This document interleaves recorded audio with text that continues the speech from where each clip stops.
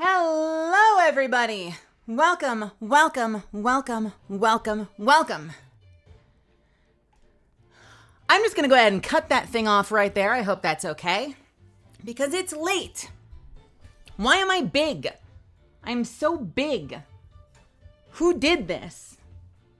Stop it. Wait. Nope. Wait. Shrink. Thank you. I'm going to go ahead and just move us right along because it's late and I don't want to go through the whole two loops. I want to get started. So welcome, welcome, welcome, everybody. Hello. Hello, hello, hello. I hope you're having an awesome Friday. We made it. It is Friday. It is payday for some of us. It is the weekend for some of us. We finally got there. I hope you've had an awesome week. Thank you so much too, friend. I really, really appreciate the 8 months, Samus. If this isn't your weekend, if you're going into work tomorrow and it's just another Tuesday for you, I hope that tonight can be a reprieve, that tonight can be a source of joy for you, and take you away from everything and give you a chance to cut loose and relax a little bit before you have to go back into it tomorrow. So either way, I'm glad that you're all here. I hope more people will filter in. Let's get more people in here. Tap your friends, wake people up, shake them, and say, Mel's live! It's late, but she's live! And get them in here, because we're going to have some fun tonight. Also, thank you so much for bearing with me. Today was got a little rough. Right at the wrong time. I'm learning things like don't have real heavy conversations with people like mid to late afternoon on a Friday, because I was like spiraling in this conversation about way too real shit that I really didn't want to be talking about. And then like I'm sitting here thinking, well, I feel like shit. Like, what time is it? How much time do I have? And I'm like, oh, it's stream time. Awesome. Cool. Oh no. And there's nothing worse than sitting there having that thought creep into your mind. I'm going to have a Pringle, by the way. I hope that's okay. There's nothing worse than having that thought creep into your mind of like, I should cancel stream for emotional health. And you're like, but this is the one I look forward to every week. This is the big one. This is the good one. Well, you can do Saturday night court fight. I have a collab tomorrow. So, actually, fuck it. We're getting cozy. Hang on. I'm putting my pajamas on.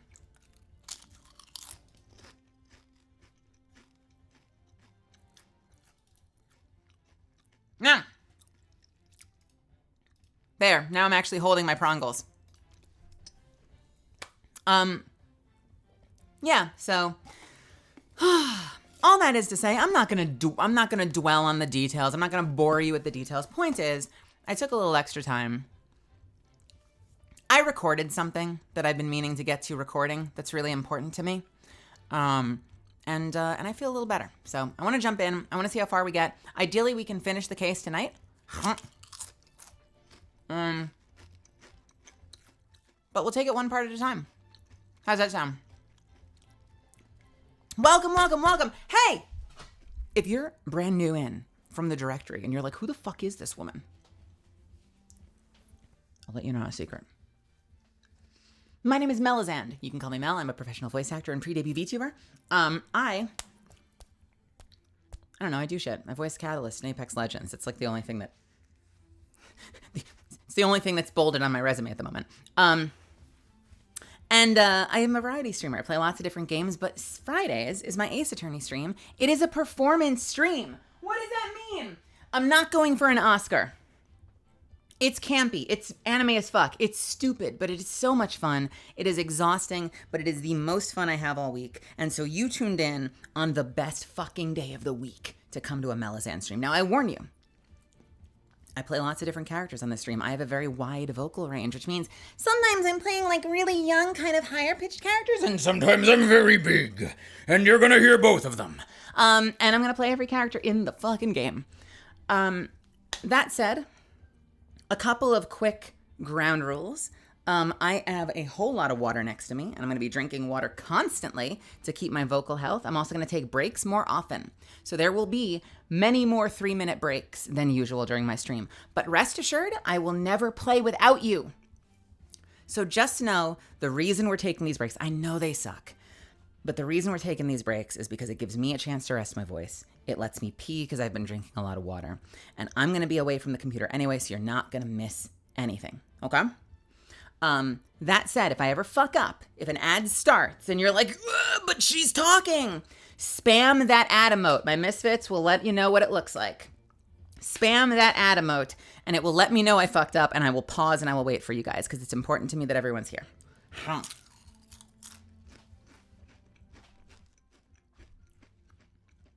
Thank you. That's the one.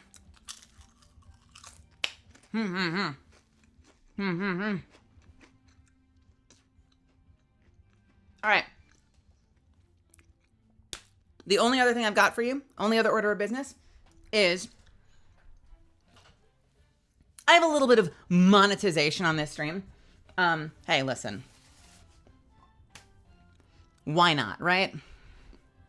We're all trying to, excuse me, we're all trying to survive out here. If there's something you'd love to hear me say in any of the character voices in the current case, you can buy it. 200 bits will get you the line of your choice as long as it doesn't get my stream shut down and me fired and canceled. Here's how you do it. Don't put the message in the first bit thing. Just do the bits. Then quickly follow it up with another message. Put the character next to it. Gumshoe, : and give me the line. We don't need to hear Brian say it. You know? Hello, Phoenix Wright, Ace Attorney. We don't need to sit for that shit. And I will do it at the first moment that I can. All right? If we're in the middle of like a big lore moment, I might just get through that, but then I will give it to you. Anything you want. Say so, sus, as long as it doesn't get me, executed. Well, it's all good. And on that note, I'm just going to jump in because I don't want to keep us waiting any longer. I want to play this freaking game tonight. You're all here for a show. So we're going to bring the house lights down in a second, double check your ticket, figure out where you're sitting. I'm going to go ahead and launch the game, and we are going to take our first 3-minute break of the night just to put a long hour and 45 on the timer, so we've got a lot of time together, okay? And then we'll jump in and we'll see where we left off, shall we? You made it! You made it. So let's go ahead and launch the game first.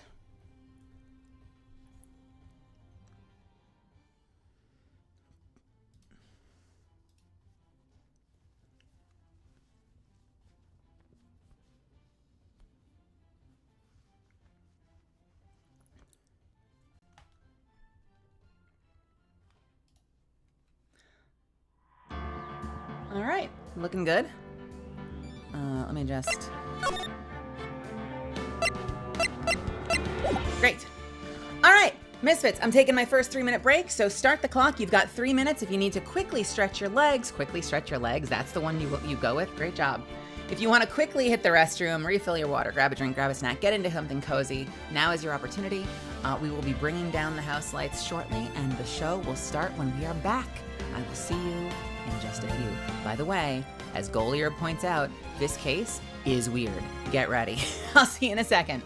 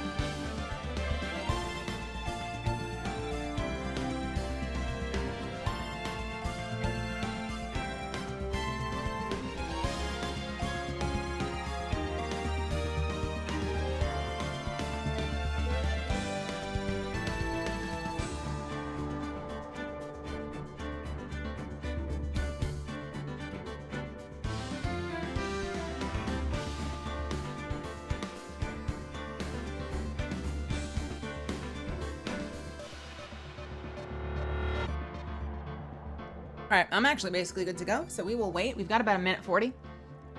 How's everyone doing, by the way? Welcome, welcome, welcome. Welcome, Rose. Welcome, Maya. Welcome, Hardcover. Svi, Maddie Mazel. Amelia, Ark, good to see you. Samus, welcome. Unknown Link, welcome. Go-Go, welcome. Mitchell, Zuffins, Titanfall, Goliarb, hello, hello. Scored Formula, hello, hello. Milky, hello.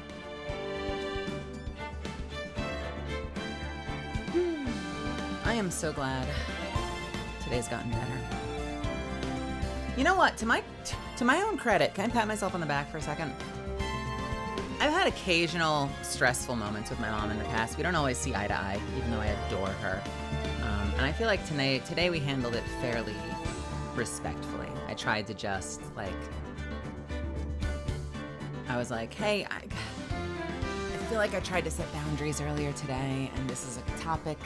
We're getting into a lot of topics that are stressing me out, and I have to go live soon, so I feel like we need to pause the conversation and come back tomorrow. And she's like, okay. She's like, I didn't mean that. And I was like, it's okay. I love you.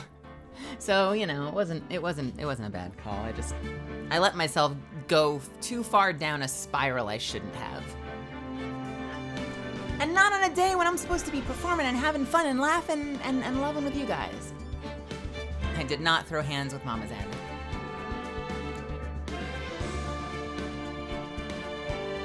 It's a learning experience. Ma, ba ba ba ba ba. All right, shall we do this thing? 1, 0. Welcome back, everybody. Let's start the show.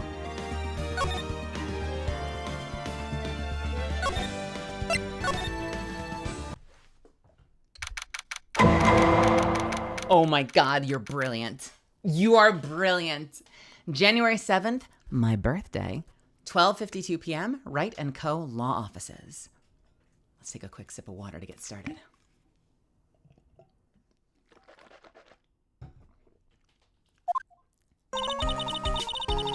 So, how do you think the trial went this morning?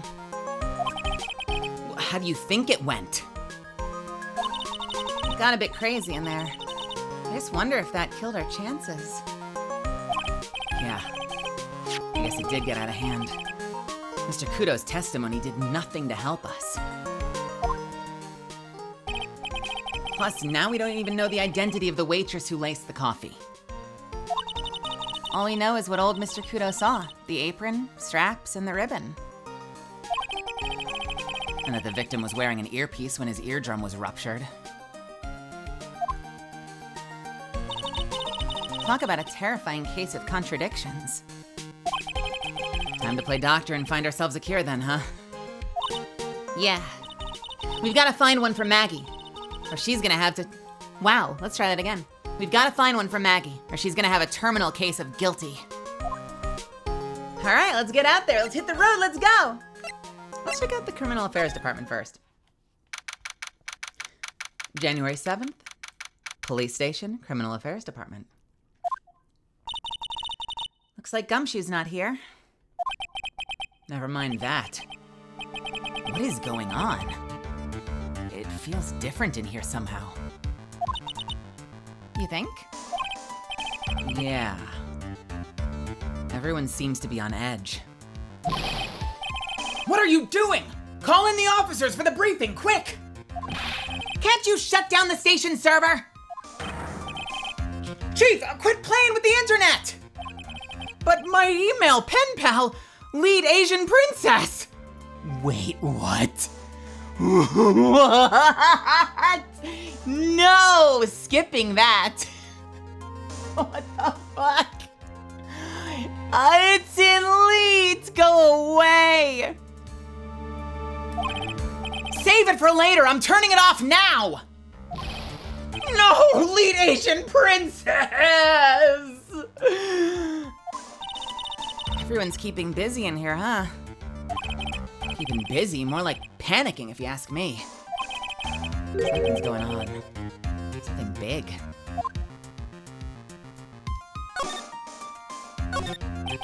This must be the chief of detectives here. He looks lost now that the power to his computer's been cut. Oh well, I guess I'll just have to write her a real letter instead of an email. I never know what to Oh, well, I guess I have to write her a real letter now instead of an email. Alternately, you could write up some reports. I don't know, just a suggestion. Dear Lead Asian Princess, how are you? I'm fine, thank you. I wish I was a bird. How was the show last night? Wow, what an awesome job. Maybe I should send in my resume and become chief. All right, cool. What are you doing? That must be one of the detectives. He's mumbling something to himself. Even pickpockets can have their pockets picked. That's a keeper. Better to go with something that doesn't sound too much like a slogan. He must be coming up with slogans for a crime prevention campaign. But I'm not sure even he knows what kind of crime he's trying to prevent. I have no idea what's Did they get hacked? And by who? And why is this happening in the middle of the recipe thing? Yeah, we're out of here. Get me the fuck out of this place. January 7th, Detention Center, Visitors Room. I guess Maggie's still in questioning. But we've got questions to ask her too. Maggie! Maggie! Keep it down, Maya. This isn't a playground, you know? All right. Okay, so no one around. Let's try the restaurant? January 7th, Très bien. Empty as usual. Yeah, and it's lunchtime too.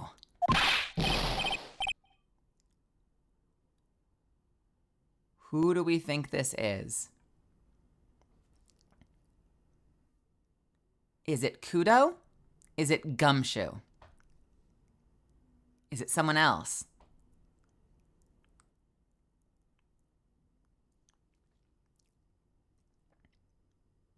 It doesn't read like the chef. It's Meekins. I'm gonna take a stab in the dark and say that it's the Red Phoenix Wright. That's it! Come on, come on, come on! Hey, that sounds like... Oh, fuck it, I was wrong, okay. That's it, come on, come on, come on! Wait a minute, that sounds like... Now just call an 8, pal. Come on, I know you can. He's getting really worked up about something. No, the wrong number! Ugh, looks like an 8 would have only netted me $5 anyway. What a ripoff. What's the problem, Detective Gumshoe? Huh? Oh, it's you. I was just, I was just listening to the radio, pal. To the radio? Hey, Detective Gumshoe's having lunch in here. He is? And he's having the twin tea set. What can I say? Wait, I'm sorry, the twin tea set is $40, is $20 minimum. You can't even afford top ramen, my guy. How are you doing this? So, did you like the twin tea set? I've never paid that much for lunch. I've never paid that much money for lunch before. I was so nervous my hands were shaking. So, how did it taste? Well, for $20, I guess, I don't know how to describe it really. It was,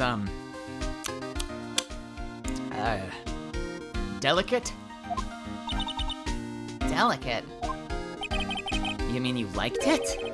It didn't taste bad to you? What's the matter with him? Looks like he's thinking. Yeah, that's it, all right? I've been trying to think of the right word to describe the taste. And I just realized. It's bad. All right, that's it. It tasted bad. It's just kind of hard to admit it to yourself when you paid $20 for it, you know? Believe me, I know. Maybe he should have found out about the price after he'd finished eating. Maybe he should have found out about the price after he'd finished eating? I don't think that would help him. Hey, Nick. Maybe that's why Glenn Elk came here.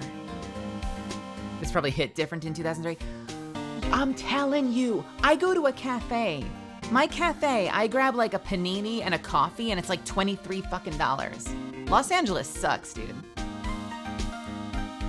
Maybe that's why Glenn Elk came here. Maybe he heard about the super fierce twin tea set. If by fierce you mean fearsome. Hey, speaking of Glenn Elk, that reminds me. We still hardly know anything about the guy. Why don't we ask Detective Gumshoe what he knows, seeing as he's here? This is a nightmare. How am I supposed to look Maggie in the eye now, pal? You really drove her into a corner, you know. You always blow apart my testimony. I mean, why, of all days, did you do it today? Sorry. There just weren't any holes in it. For once. Yeah. What happened? Usually your testimonies are like Swiss cheese. Just Swiss cheese. Would you have preferred crumbly like aged Parmesan? But anyway, this case has hardly been ruled on.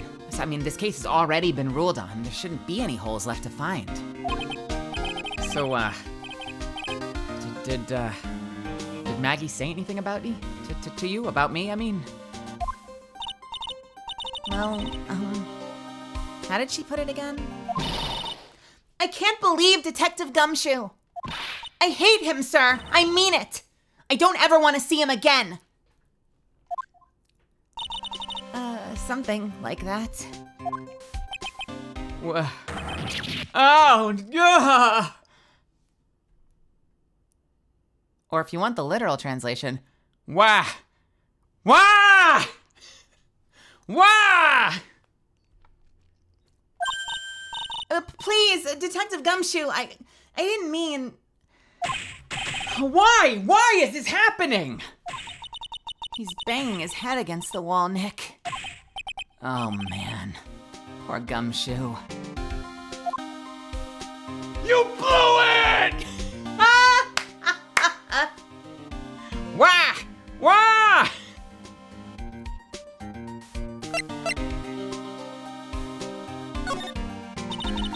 That's probably their way of getting away with Fuck me, oh fuck, fuck! So, what were you all excited about earlier? What? Huh? Oh, that's right. Well, you said you were listening to the radio or something. Oh, that was nothing. I wasn't excited. Oh, come on, Detective Gumshoe. You can tell little old me. What were you listening to? No, nothing, really. It was just the daily exercise show. Yeah, fuck you. One lock, all right. What the? A psych lock? This lunch special's lobster sure is great. It's really goes down so easily. Oh God. Then why are there tears in your eyes? All right, I think we can break him out of this, like, immediately. Let's save, though.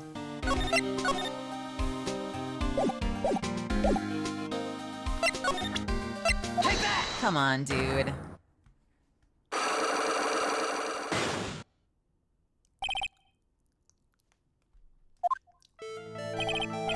All right, Detective Gumshoe, tell me the truth. What were you listening to? No way, pal. Now that you made a big thing out of it, I'm not gonna tell you. We'll see about that, pal. Considering all the noise you were making while you were listening, it's pretty clear what kind of radio program it was. I'd say it was related to...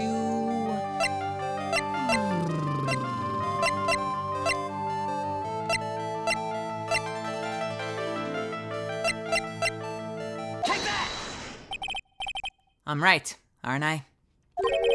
You were listening to the lottery results, weren't you? You thought you'd try to win big, just like Glen Elg did. It's like you can see right through me. Huh? I cracked him already. See, pal, that's why I said it was nothing. Hey, welcome Raiders. Welcome. I'm Mel and you can call me Mel. I'm doing a little performance stream. Make yourselves at home. I hope you have fun. If you're taking off, have a wonderful night. Otherwise, I hope you enjoy.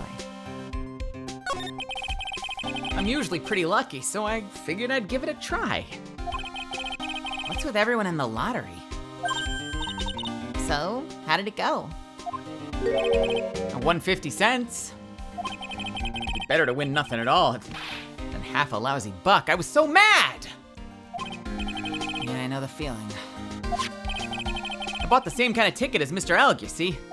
And, they got this special radio show where they announce the winning numbers. They even do the drawings live on air. It's intense, pal.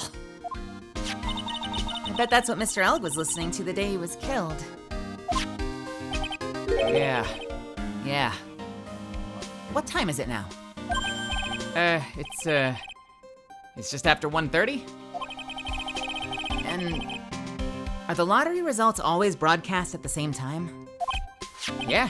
Hey, look, I got this flyer when I bought the ticket.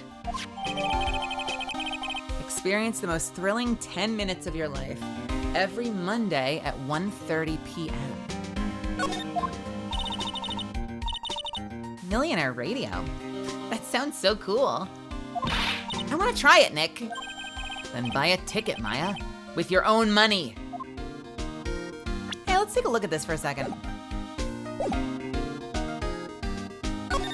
No. What am I doing? This is what I'm doing. 1:30. When was the murder? Time of death was between 1:30 and 2:30 p.m. Okay. Oh, all right, well that lines up, at least for the time being, but I'm sure it'll come in handy later, right? Oh, I almost forgot. Sorry, let me do my thing real quick. This is a light performance stream. Apologies if I don't see your message. No! Spoilers / backseating. Please!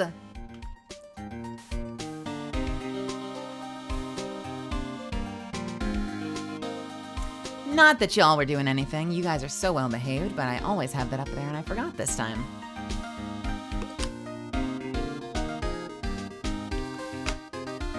Let's try presenting this.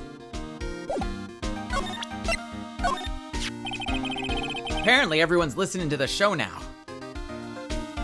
What? Let me try this again. Apparently everyone's listening to this show now. That's such a weird sentence. That's because everyone wants money.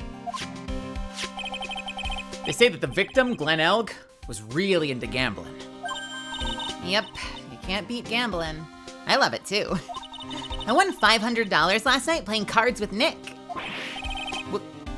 What? We were playing for money? Of course. So you'd better pay up. You're a smart one. Waiting for a cop to be present before asking for the cash.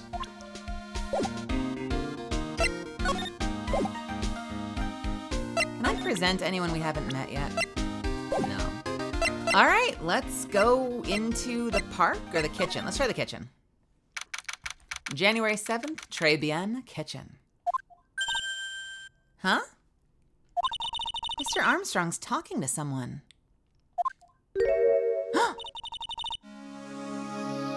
I'll be back next month. Oh oui! Naturellement! I'll be waiting for you! If you haven't got it by then, I'm afraid I might get a little... It might get a little hot around here.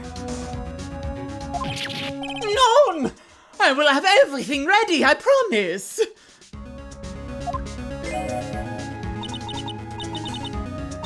I love fire, you know. I love the way it crackles.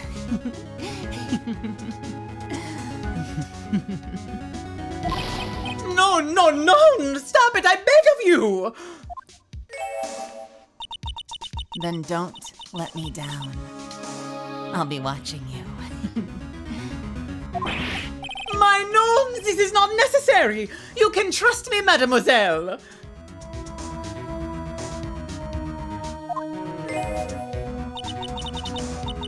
Talk to anyone, and I'll drive a knife right through your heart.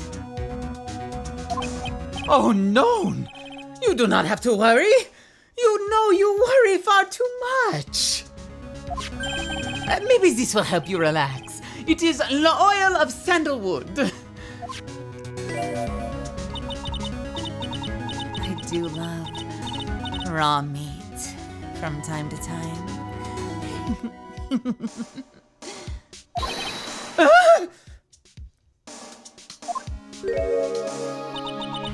I'll be taking my leave. Goodbye. For now. Okay, so who's Wednesday Addams with the head injury? Ugh! I have le shivers! I must rub some of my oil all over my body before I become the nervous wreck! There! Oh, oui, oui! Oh, that feels good! Why you gotta make it weird? Why you gotta make it weird, Armstrong? Fuck's sake. What do you... He just starts slathering himself in oil. Oh, oui, oui, oui, oui! Oh, oui, oui, mon ami, je m'appelle Lafayette, the Lancelot of the Revolutionary Set. I came from Très bien just to say bonsoir to that girl, Casse-toi, who is the best, c'est moi.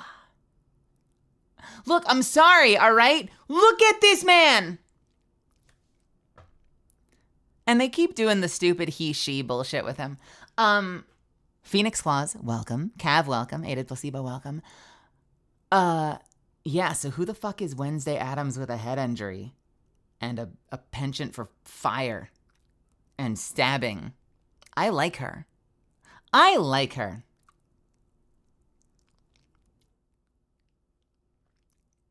I'm talking about the Wednesday Addams voice. Wait, what's wrong with that voice? Is it okay? Was it a bad voice? Should I do something different? Did I do bad? I'm sorry. It's so good? Okay, good.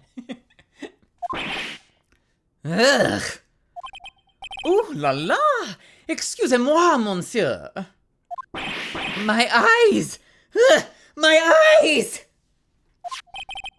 Your eyes! If you have trouble with your eyes, you need this. The oil of sandalwood. Isn't this just the leftovers of what you were just using?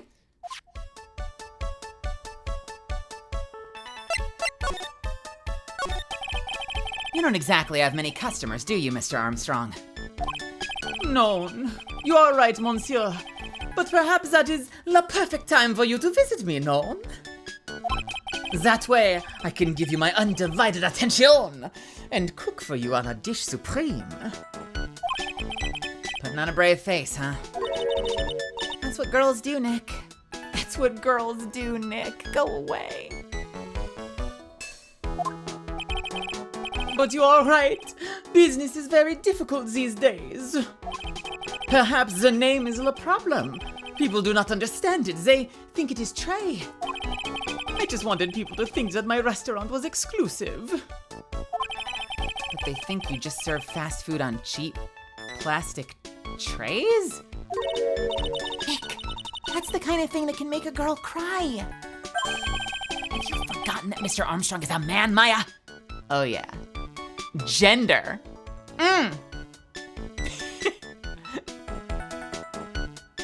Is that, I'm suddenly hearing fucking H-Bomber guy in my head. Oh boy, gender. All right, let's keep going. But this restaurant is my life. It is everything to me. I will defend it to la finale. No one will take it from me. Maybe you should try to make actual good food before you try to sell exclusive food. I know. It's literally a Kitchen Nightmares episode, I swear to God. So, who was that woman you were just talking to? Oh la la! Oh, you saw that? Well, yeah. Sorry. So, who was she? She looked so polite and graceful when she was, threatening to stab you. Polite! Graceful! And she likes raw meat and fires, right? I'll be back next month. Oui, naturellement! I will be waiting for you! Hey, remember that flashback from 3 seconds ago? If you haven't gotten it by then, I'm afraid it might get a little hot around here. No! I will have everything ready, I promise! Now that I think about it. Hey, Maya. I think it's pretty clear what kind of conversation they were having. You think so? Well, then let's show him a piece of evidence and see what happens. What? Oh, okay. Let's show him an arbitrary piece of evidence rather than just asking him. All right, let's show him the debt.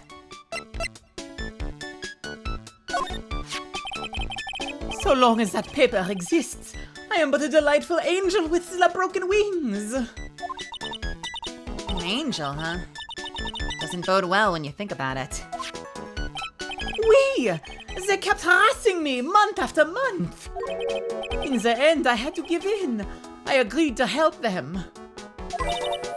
Help them? With what? My bien sûr, if I did not owe them the money, I would have refused. I would have refused. Fuck me. But my hands were tied. Please, what did you agree to help them with? No, I cannot say. If I tell you that woman, she will slice me up and eat me with la salad garnish. Ew. I hope he doesn't mean that he'll literally be sliced up and served with garnish. I'm going to guess that woman has something to do with your loan contract. Am I right? Ugh. Please, Mr. Armstrong, tell us about that woman.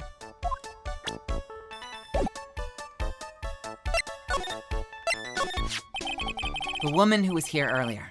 I take it that she's, Why has it come to this? What a tragedy. Suddenly, I find myself so deep in la debt. It is a sign of the bad, bad world we live in, no? No, I think it's more of a sign of la bad, bad culinary skills. The woman who was here, This scary woman, she is from the loan office. we're literally doing like, I'm gonna have a chip right now. This is literally like Pepe Le Pew level of like French, bad French.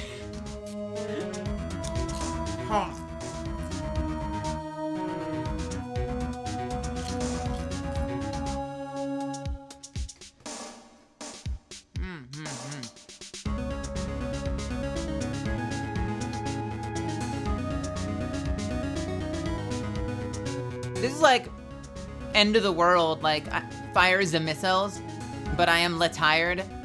This is that level of French right now.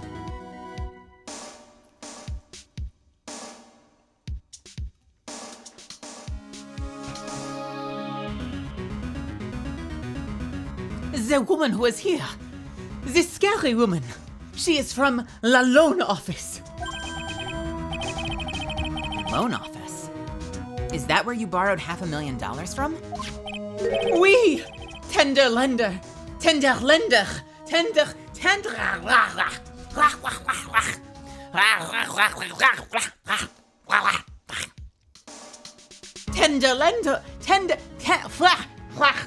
fuck. Oui, tender lender it is called. I hate this character. I hate this character so much. Don't give me that face, Armstrong. Catchy name. Just hearing it makes me want to borrow some money. Please, You must not borrow from them. If you must, no more than $10. $10? Sounds like your whole monthly stipend, Maya. Hey!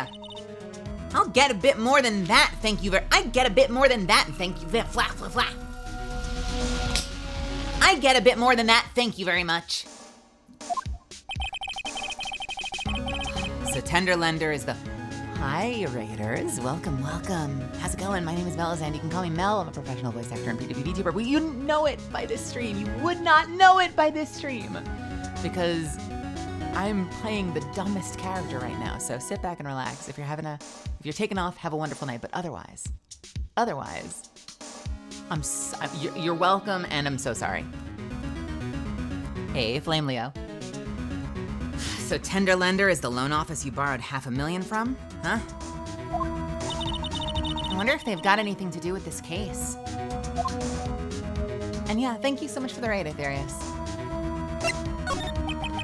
I am the weak woman. When I am upset, I have to buy something nice to cheer me up. Thanks to him loaning the money,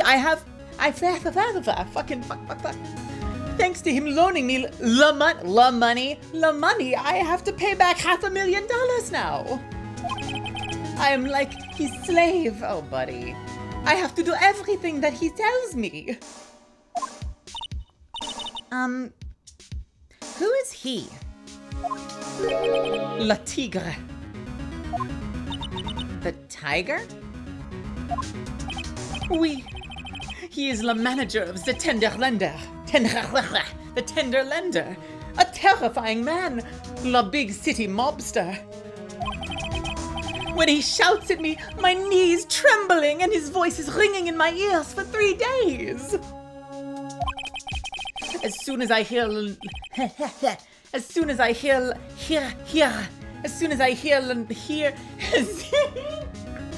I promise, the stream is usually better than this. As soon as I hear the noise of that battered old scooter he rides, I start to cry. A big city mobster who rides a battered old scooter? Does this guy resemble me by any chance? Oh, no. This man has a presence, a most formidable personality. Although, he does have the spiky hair, just like you. Is there a resemblance there, I suppose? Huh. Sounds like this loan office is worth checking out after all. If you want to visit the Tender Lender, it is just beyond Vitamin Square. Hey, Nick. If you need money, I can loan you some. As long as it's less than $3.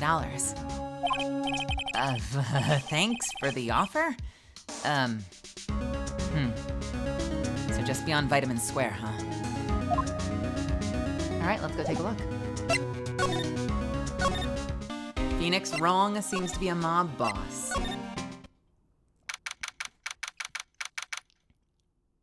January 7th, Vitamin Square. Huh. I don't see any sign of Mr. Kudo. Do you? Maybe he went to buy another ton of bird seeds? I was kind of hoping he wouldn't be here anyway, at least not for now. Besides, any more seeds today and I'm liable to turn into a real phoenix. Hello. Hey, check this out. I wouldn't get too close to that if I were you. Otherwise, you might be in for a shock. My phony must be lurking someplace nearby. Just imagine. A tiger loose in the city. Meanwhile, the real phoenix is like an abandoned chick lost in a vast urban jungle. Huh? Don't worry, someday you'll grow up and be a ferocious tiger too, so don't lose hope. Why is she trying to pep talk me into becoming my phony? All right, let's go to Tender Lender. January 7th, Tender Lender. This place gives off a really strange vibe, doesn't it? Looks like the tiger isn't in his lair. And that is, as they say, a very good thing. Welcome.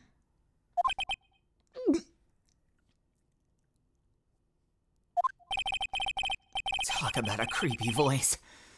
It makes your soul want to shrivel up and die.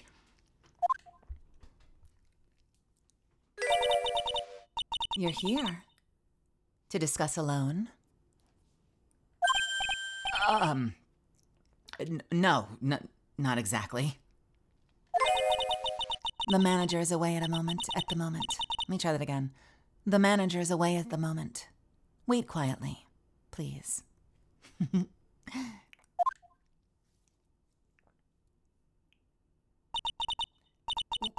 She's gone. Just like that. I guess I'll have to come back another time. But this is the perfect opportunity, Nick. This place reeks of suspicion. Come on, Nick. Let's take a look around, okay? Do you think it'd be okay? Of course. No one will ever know. Coffee?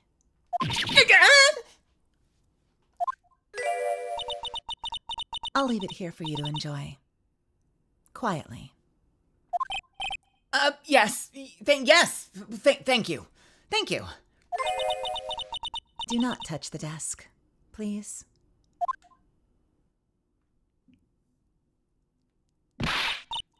Nick, let's get out of here. Now she wants to get out of here? Let's totally touch the desk, but last. What's this? It's a punching bag. What? No way! You wouldn't catch me walking around with a bag like that. What do you mean walking around? The design's gross to start with, and it's way too heavy to be practical. And why is it called a punching bag? Don't people know messenger bags are in? I knew it. I was right before, back at Trebian. Paris fashion is more my thing. I really hope she's pulling my chain on this one.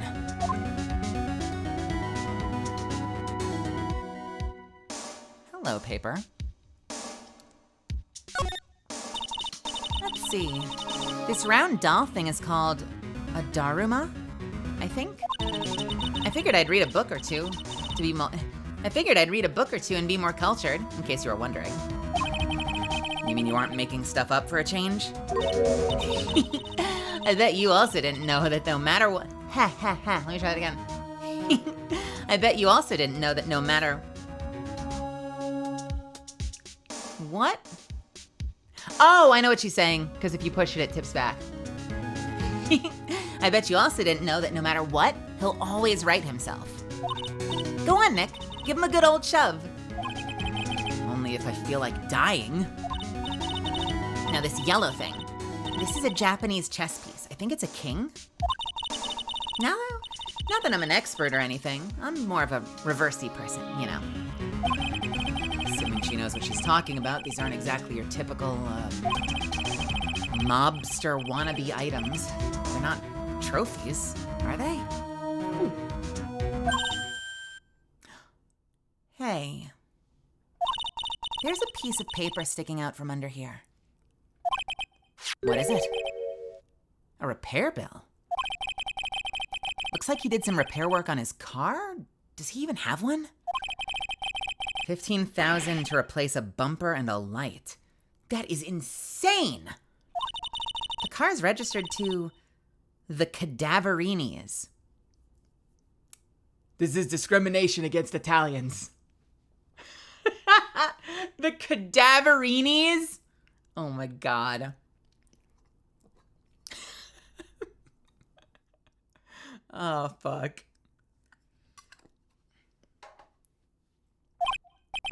Huh. So it's not even the Tiger's car? Why would someone else's repair bill be in the Tiger's office? Hey! Be nice, Moldy Lomain! Them's my people you're talking about. What the fuck? Just catching strays. A car repair bill for $15,000 paid by Tiger to the Cadaverini family. Hey, look at this Parisian-style coat. It's so chic. Looks more like a pimp coat to me.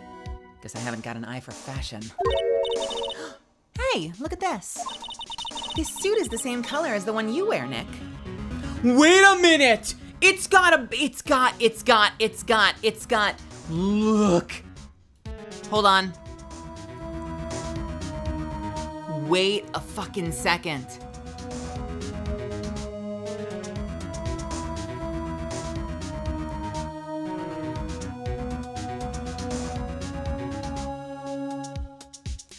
It has an ace attorney. It has an attorney's badge on the lapel.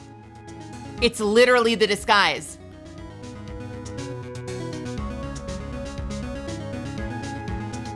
Just know there are some Italian mods with itchy trigger fingers.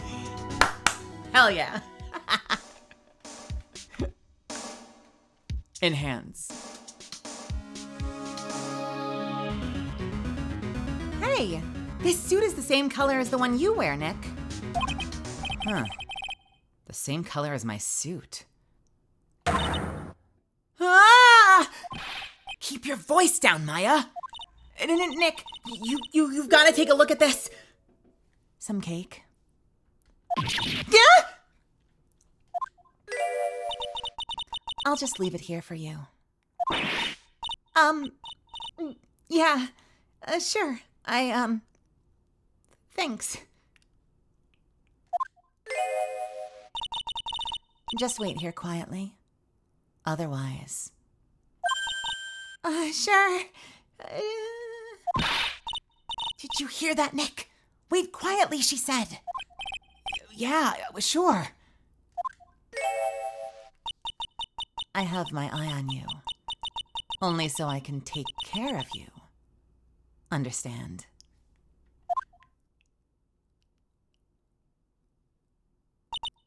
I'm scared, Nick. So, what were you getting so excited about before? Look, on the lapel of his suit. That's an attorney's badge made out of cardboard. That's actually cardboard. What? It's cardboard. This man shows up in the courthouse looking like a fucking tiefling, bright red, twice Nick's size in muscle mass, speaking like an angry, growly Brooklyn dude, and using a cardboard cutout as an attorney's badge. And they all thought that it was Nick. That is some social engineering mastery. Yeah, right, Titanfall acted like he belonged and it worked. That's an attorney's badge.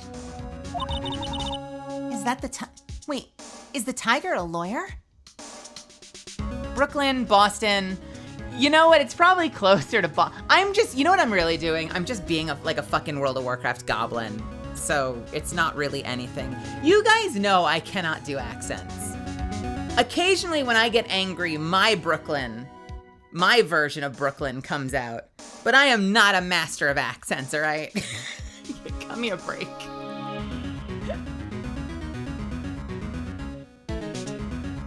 I did like when your chef teetered from French to German. Case in point. Is the tiger a lawyer? No way! But look at this thing, it's made of paper! Paper badge added to the court record.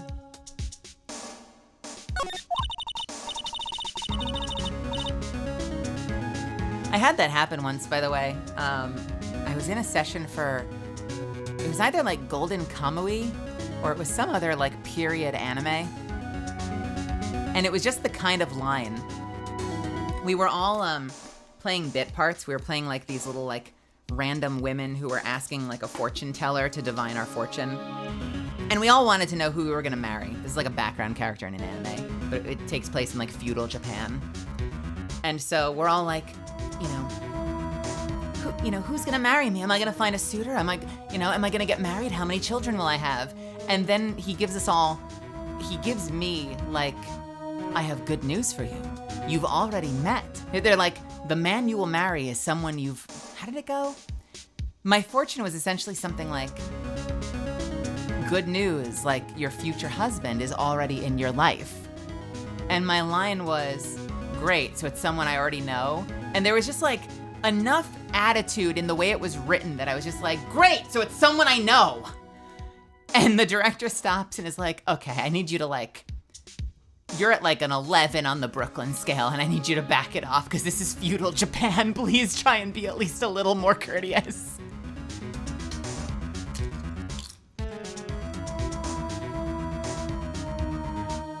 I'm like, great, so it's someone I know. Awesome.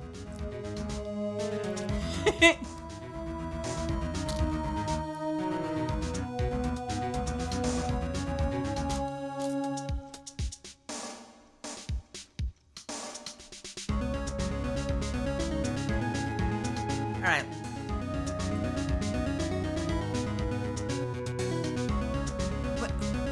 What are you talking about? He's a lawyer. His badge is made of paper. For some reason, your badge suddenly looks really cheap to me, Nick. Why doesn't anyone recognize an obviously fake badge when they see one? Oh, that's a nice detail. It's gone. That's cool. I love when the evidence disappears. No! Someone dropped an ashtray on the floor. That's gonna be a nightmare to clean up. Yeah, it's all over the rug and everything. I accidentally knocked over a really big space heater once. Cleaning up was such a pain. It was one of those super antiques where you have to burn a ton of charcoal. How did she manage to knock one of those over? Aren't they supposed to be super heavy? Oh, hey! There's a book of matches here, too. Matches, huh? These places don't give those out much these days. Oh, hey, wait a second. What is it? Look what's printed on the cover. It says Très Bien. Matches used for advertising found lying in tender lender. These matches could come in handy. We might be able to use them. Thank you for the bits, unknown. Let's see. You'd think after all these years shoving... Excuse me. You'd think after all these years of shoving the badge as proof that they would recognize my badge. Here, let me paraphrase. You'd think after all these years of just casually presenting my attorney's badge to people as evidence when it has no place being evidence, that they would finally start taking me seriously, but no! The guy with the cardboard badge is the real lawyer. The guy that's fucking red is the lawyer. Not the actual attorney with the actual attorney's badge. No, fuck me, right? Fuck me, right? Oh God, I am in the wrong profession.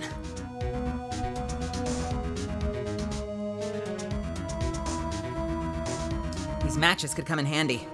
You might be able to use them. Yeah. The pilot light for the office boiler keeps going out. Yeah, the pilot light for the office heater keeps going out.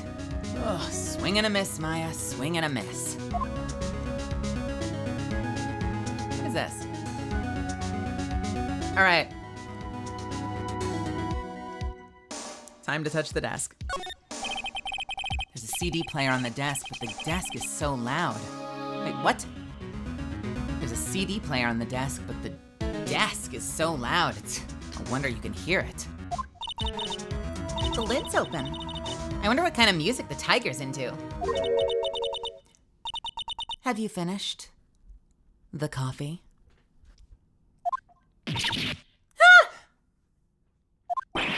Yes, thanks.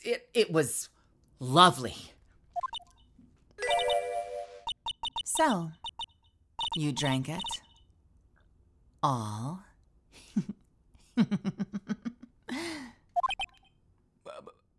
What?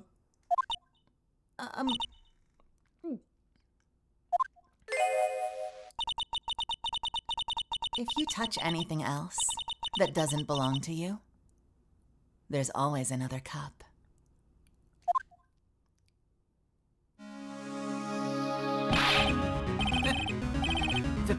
That coffee. That coffee, it was laced with something. I'm almost sure of it. Nick! My stomach! It's killing me!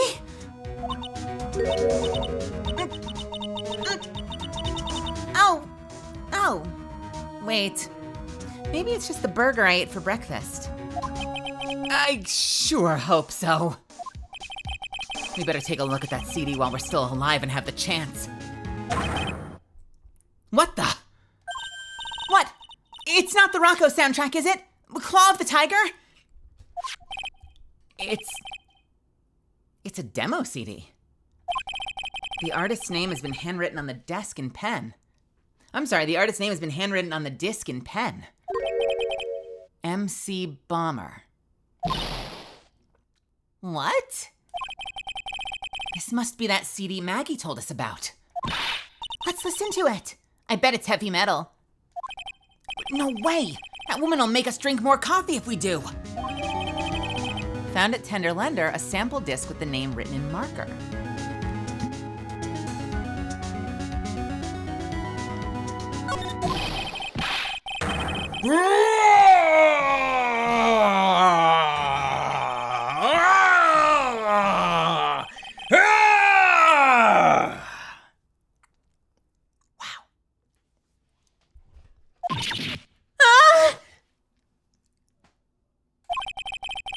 Come out from under the desk, Maya.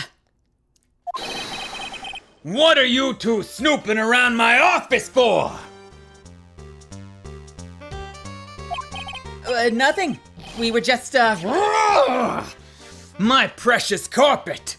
You got ash on my rug. You gonna wish your ugly feet never came through my door! It wasn't us. It was... You wanna argue with me? Is that what you doing? You think you can take me on? I'm gonna flatten you two into pancakes and turn you into my two rugs!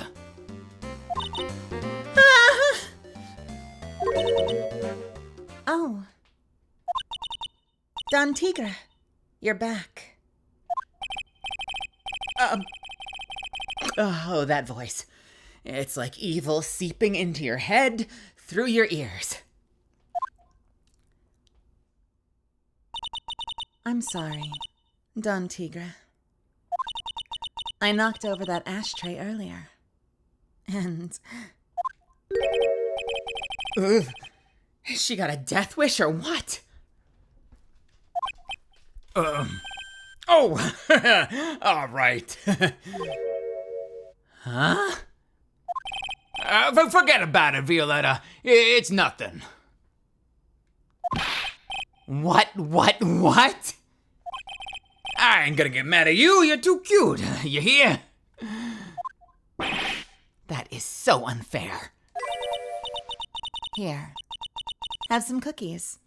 I just baked them. And you'll need some strong espresso while you're discussing your loan.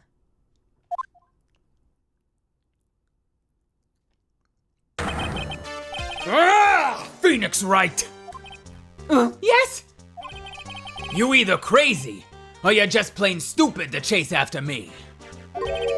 I worked so hard, but now you gotta come and mess up my plan. So it was him. He's my phony. But I don't care. No one gets in my way. Well, what? Well, I mean, excuse me? You should have left the little girl at home, right? I just have a few things I'd like to... No questions. This is the last time we meet.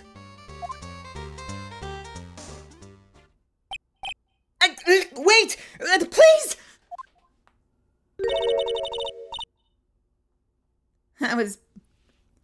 Ooh, that was pretty weak, Nick. You waited until he was out of earshot. Oh, he leaves. Wait, hey! Wait! That was pretty weak, Nick. You waited until he was out of earshot before you shouted after him? Like you're one to talk. I didn't hear you scream, hold it either. The espresso.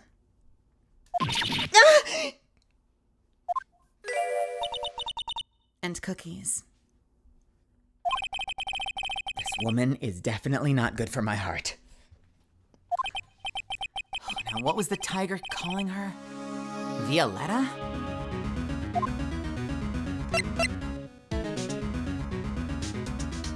I'm doing my best to balance Tiger and Violetta, who are now probably the most diametrically opposed character voices in this whole episode. I'm kind of curious about your company, Tender Lender. With the warm and friendly atmosphere. Let's try that again. Atmosphere. Sound like an AI for a second. With the warm and friendly atmosphere you'd expect from a family-sized business. A conscientious rate of interest. And an attractive repayment policy. Why do I get the feeling this sentence is not going to end well? We will tenderly lend you that little extra bit here at Tender Lender.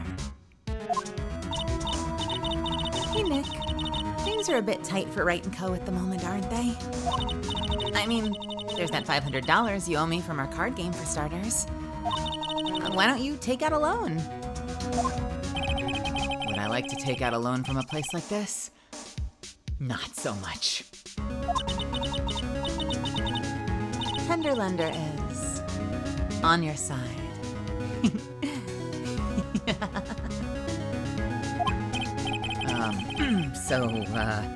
Let's say I'm late with my repayment. What happens then? We'd give you more coffee. Strong coffee. Oh, right. I think I'd rather skip town. Hey, just remember I can make strong coffee too, Nick. Strong tea as well. Oh, you can give it to me anytime, Moldy Lillian.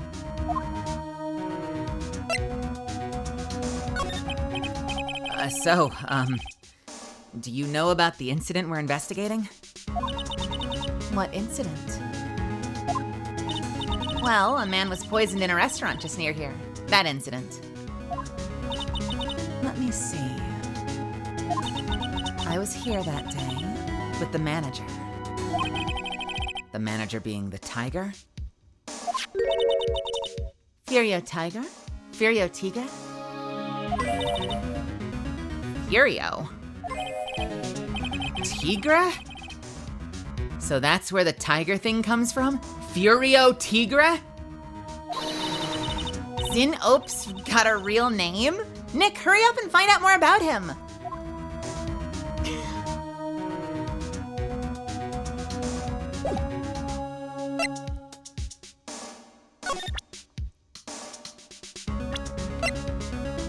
Furio Tigre, age 42.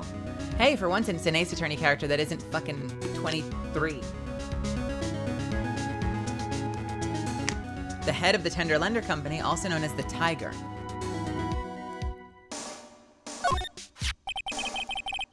Can I ask you about the Tiger? I mean, Mr. Tigre? Cookie. Sure? How did you like my cookies? I baked them myself.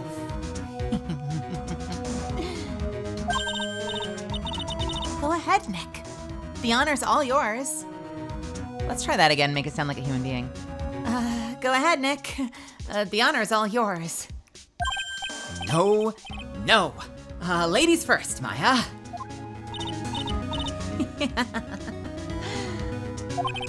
No matter how I look at this, I just don't get it. What are the tiger and this scary girl doing working together?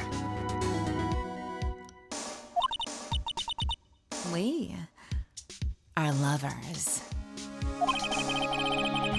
That's not exactly coming across in your tone of voice. And I owe Don Tigra my life. He's the one who saved me. The tiger saved you? Please, address him properly as Don Tigra. Otherwise, I'll have to. Okay, Don Tigra. Of course, I'm sorry. You saved her life. I'd sure like to know how that happened.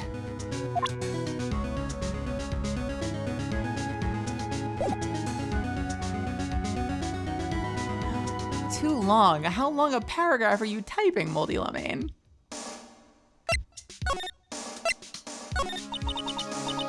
I'm very fragile, you see. Just recently, I died once. You died? About 4 months ago. The doctors said to abandon all hope. I guess they were expecting her to take a boat ride across the river Styx. But Don Tigra, he saved me. He gave up everything. Everything? When I found out what he had done for me, I was happy. No offense, but I'm finding that a little hard to believe. I decided I'd pay him back with my life by serving him coffee and espresso. I still wonder about what's in her coffee. So, is that why you've got that bandage around your head?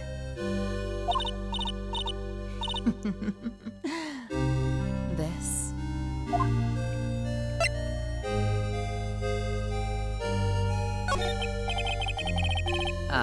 So what's the story with the bandage?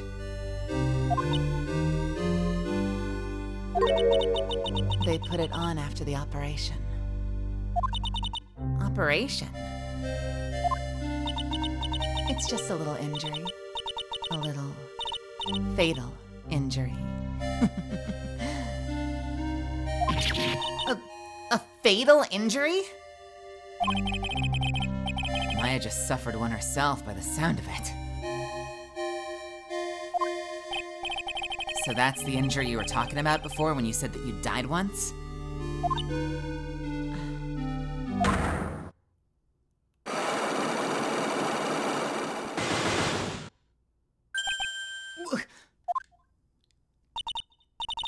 She really creeps me out, Nick. Same here. We've got to find out the truth. We've got 4 Cyclops, and I doubt we're going to be able to do it immediately. Let's give it a save.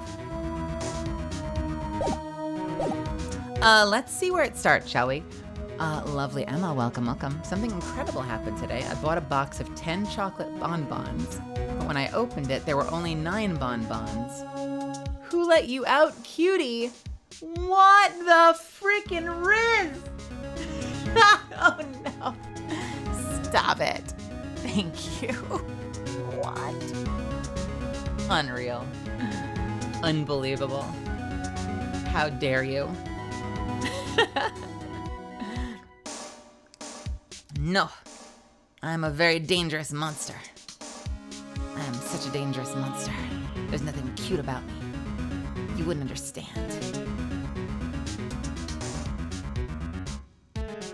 Gotta check something real quick, 1 second. Ultimate Riz. So dangerous, but not cute. Yeah, that's me. Rawr! Checking something real quick, missus. Don't mind.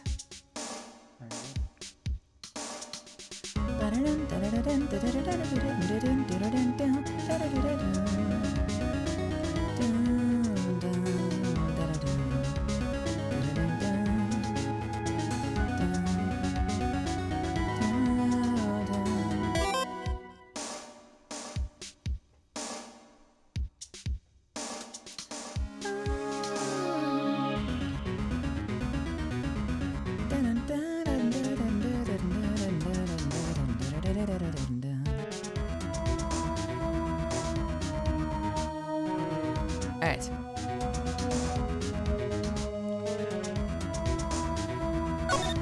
All right, let's see what this cake says.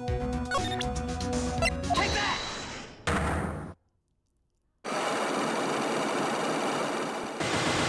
What is the secret of her dying? The head bandage. You said that bandage around your head was from an operation? You also said that you suffered a fatal injury to the head, correct? Yes. The operation was very difficult, apparently. Now, by fatal injury, you mean that you were hurt very badly somehow, right?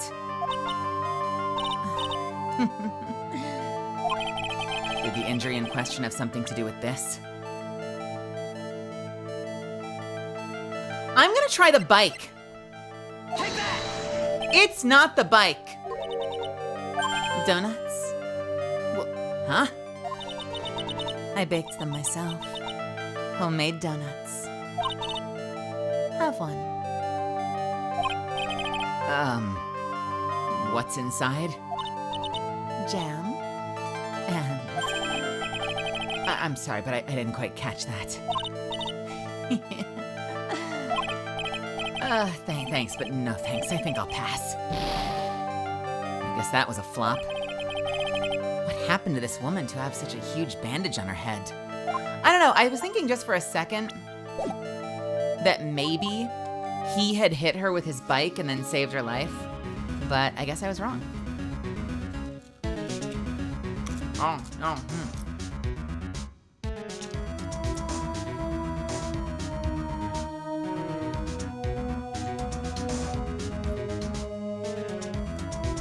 Oh my god. What the fuck is this, moldy old man? This is what you want me to read as Tigra? Gee, alright. Let me see if I can do this. For the consideration of the court. Look, maybe I could have handled the preliminary a little better, okay? I admit it. But what's most important is winning the case. I could do it. I really could. Let me tell you how, okay? The DA's gotta build a case. Building a case is like building a house. Each piece of evidence is just another building block. He wants to make a brick bunker out of a building. He wants to use serious, solid-looking bricks. Like these, right? That's what he's gonna do about it. All right. Thank you, moldy lo mein. Oh.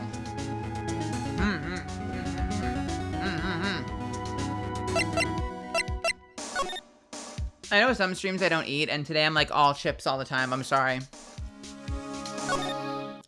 Oh, for fuck's sake, the guy's gonna be back. January 7th, Vitamin Square. There he is! Old Seedy's back feeding the pigeons again. There. Wait, what is this guy's voice?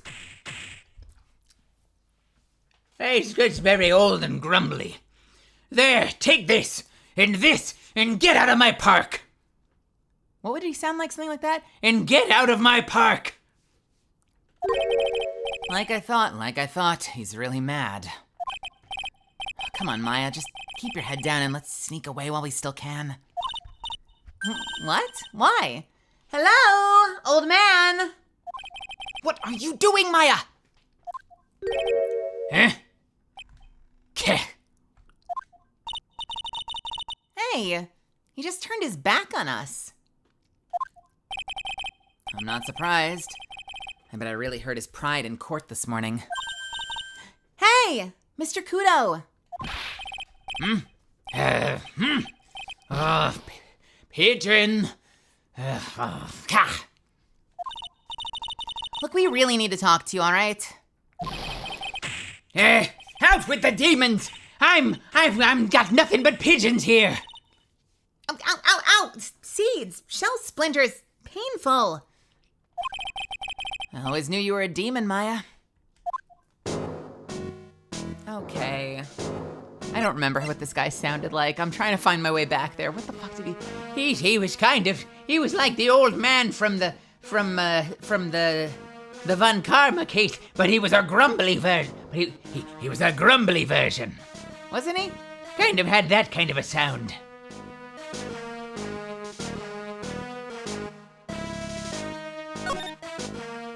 Excuse me. I'm sorry about what happened to court earlier today. Or, I'm sorry about what happened in court earlier today. Heh, everyone will be talking about me behind my back. A dirty old man who was so busy looking at the serving girl's backside that he can't remember her face. A filthy, depraved animal. No, not at all. Are you listening to me, boy? I don't care what you say. I saw that waitress put it in. She put some white powder into the young lady's Javachino. We hear you. And another thing. The young layabout was wearing an earpiece. On the same side as the lens of his broken spectacles. We're really sorry. So I made a little mistake about the vase. So what? I know what I saw. I tell you. Okay, take it easy, please. Mr. Kudo. Don't tell me to take it easy, you spiky-haired brat. Take this. Hey, Matt, how's it going?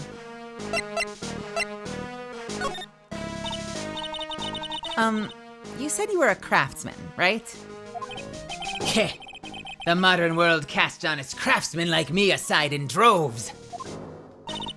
Surely it's not that. I come from a long line of craftsmen, right back to the time of the shoguns. Do you hear me? I didn't become an embroiderer. I was born one. Actually, I'm kind of in the same situation myself. I wanted to stick my fingers up that dribbling old judge's nose and scream right down his ear hole, "Objection!" Oh, so did you want to become a lawyer when you were young? I don't think that's quite it, Maya. I think he's just in a bad mood, that's all. I've got a tsunami of frustration inside, and it's ready to burst out. If we let him start rambling now, we might never shut him up, so what should I do?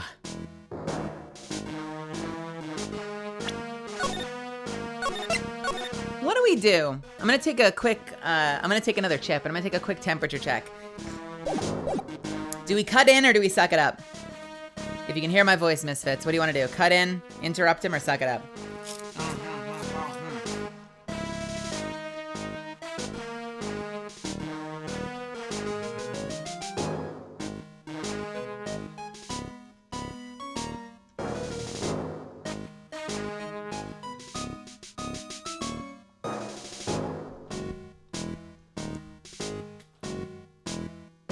All right.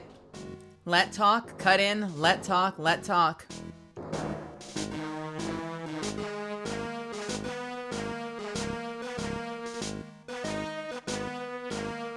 The option of murder isn't there, so let him talk is fine. All right.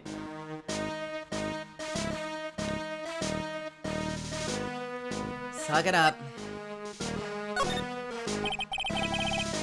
Guess I'd better let him talk. So there's not much call for craftsmen these days, huh? Of course not, you idiot. Oh, fuck me. All I'm good for nowadays is running errands. Errands? Everyone takes advantage of the elderly. Buy some bread, Gramps. Take the dog for a walk, Granddad. Feed the pigeons, old man. What am I, some sort of 2-bit community handyman? Well... Buy me some bread. Now that I can understand. But what's the point of feeding some seedy pigeons? Why don't people say what they mean? Get lost! That's what they're trying to say. Oh yes, I'm just an inconvenience, you see. At home, at that restaurant, I just get in the way, don't I? I'm sure you don't. Wait a minute. What did he just say? At home and at that restaurant? Well, hold up. By restaurant, are you talking about Trebian? Did you get asked to run an errand there too? Yes, I did. The very day that young brat was poisoned. What?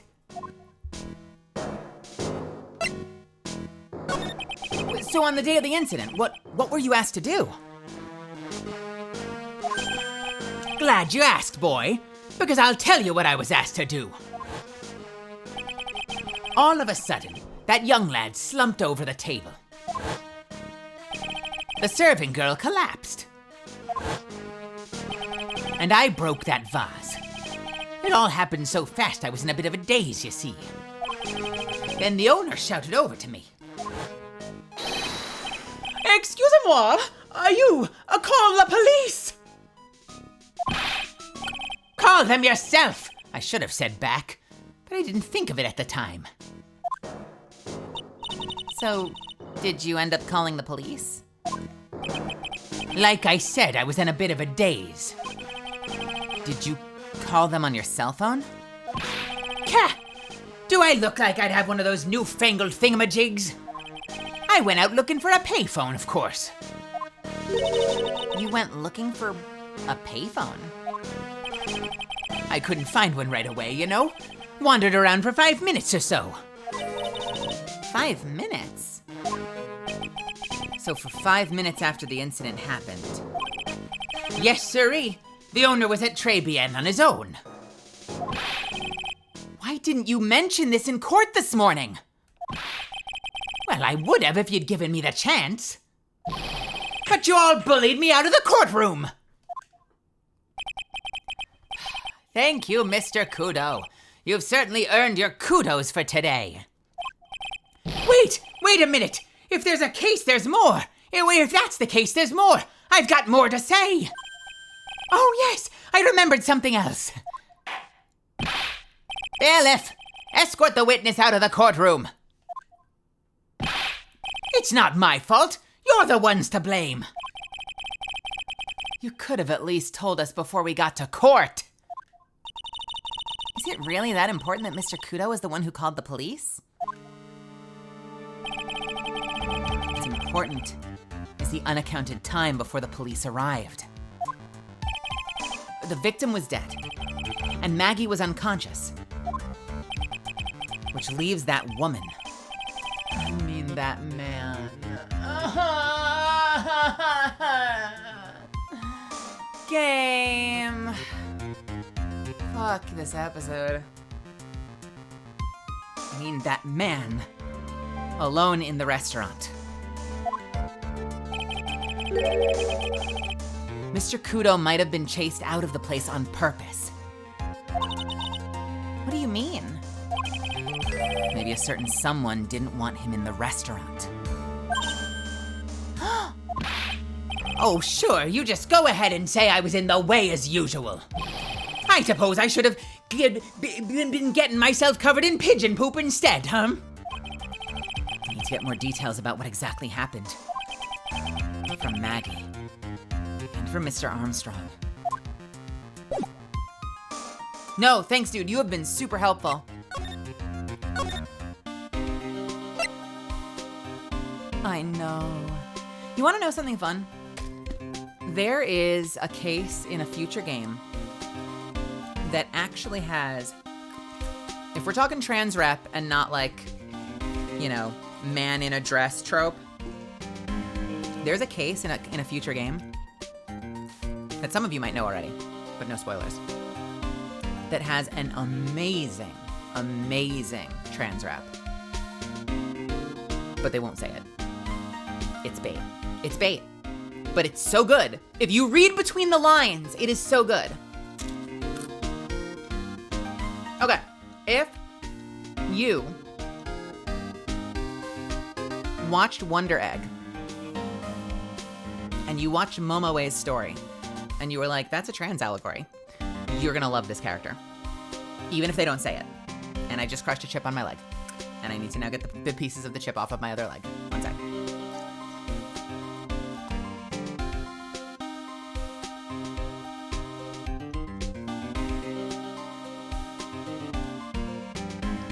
She does one or two things that are a little cringe, but like, look, they're trying. It's pretty good. Wow.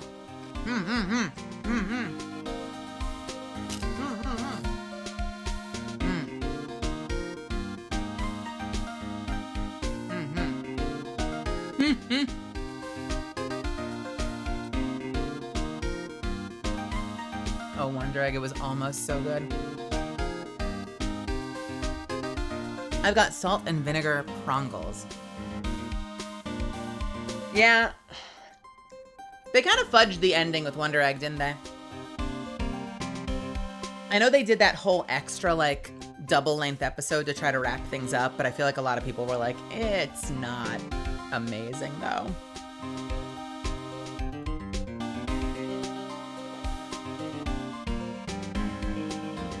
Yo, Anakin, what's happening?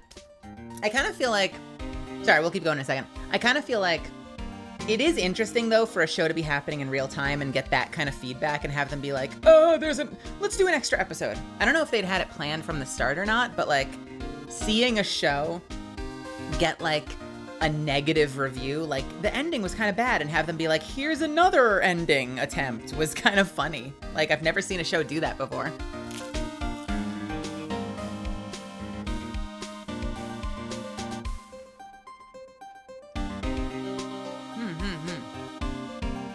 All right.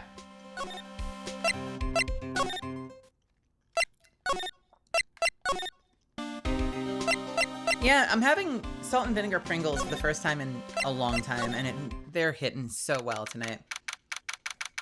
I'm probably gonna kill this whole tube of Pringles in like one stream. They're hitting really good tonight. January 7th, Très Bien, kitchen. Looks like Mr. Armstrong's out again. The place is open for business. You can't have an open restaurant without a chef. Hey, it's not my fault. Nick, don't take it out on me. Only a couple of minutes after the incident happened. Mr. Kudo left the scene, leaving Mr. Armstrong here alone.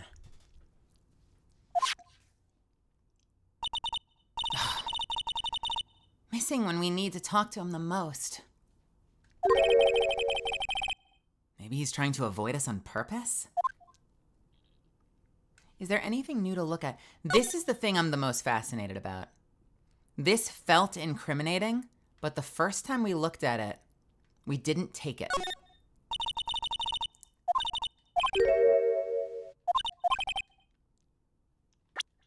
I'm gonna save just in case something new happens, but I want to fly through it for a second to see if anything changes.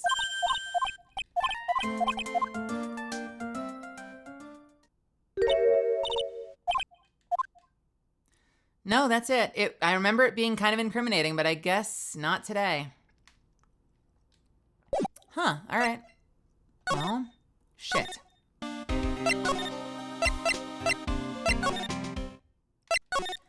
guess we can go to criminal affairs? Or not. Can we go here?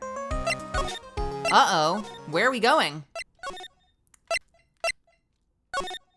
I guess we can share people, right? Hey, what do you have to say about this?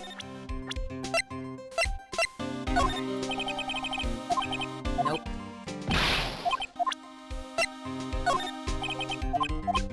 Alright, nothing from Gumshoe.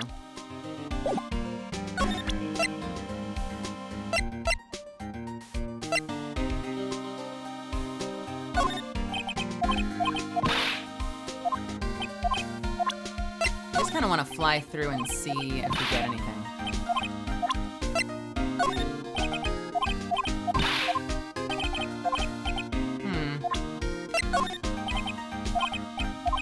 man, there's nobody around. All right, let's try the old man. Maybe he has something to say. Let's go back into Tenderlender for a second. No, okay. All right, what about the people? Would you mind taking a look at this? Keh. Okay. Nothing. You let me get 1,000,000 of my grumbles off my chest and I'll take one quick look. I've got an earthquake of frustration and it's ready to rumble. On second thought, forget it. 1,000,000 grumbles for one quick look doesn't sound like a good deal. For me. Right, what about...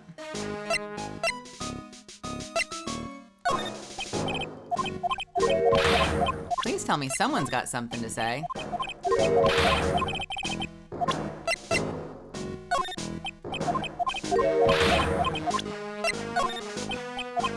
Nothing.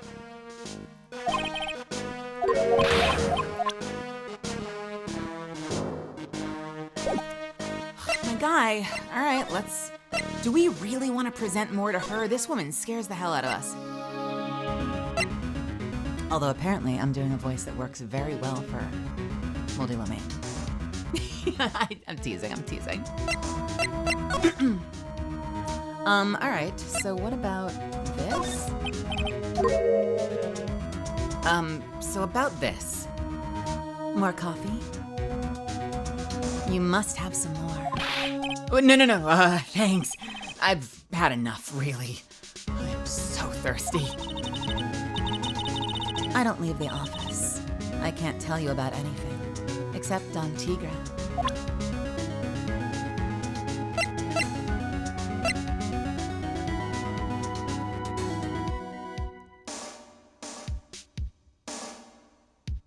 It might be. You know what? Let's try it. Take that!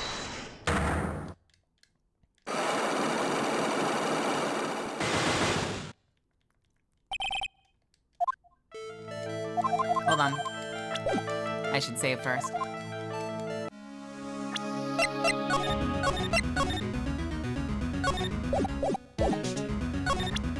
that! No one else in my family would eat salt and vinegar chips, so I always had them to myself. Nice!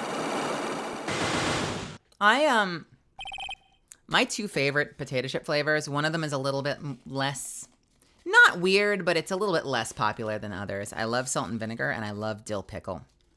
Dill pickle potato chips have grown on me so much. I know, it's weird. Oh. All right.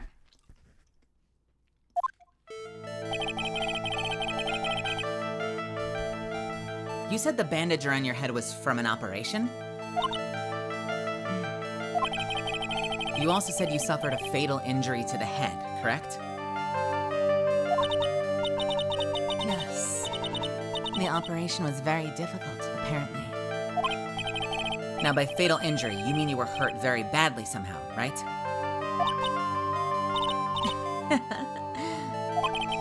Did the injury in question have something to do with this?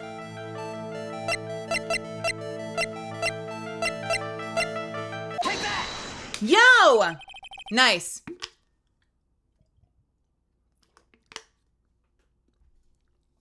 I have a car repair bill. From this, it seems pretty obvious that this car was involved in an accident.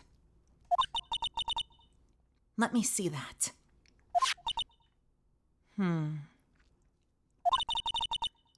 This bill is made out to the Cadaverinis.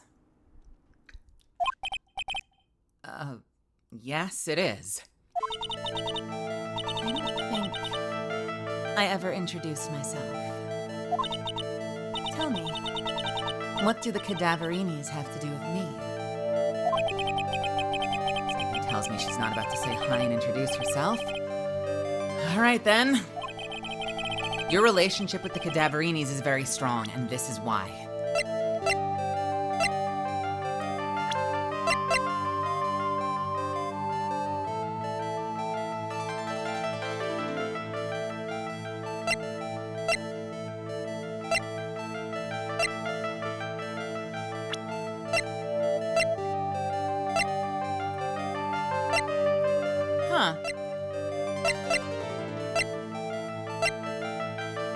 I mean, I assume she's a cadaverini, right? But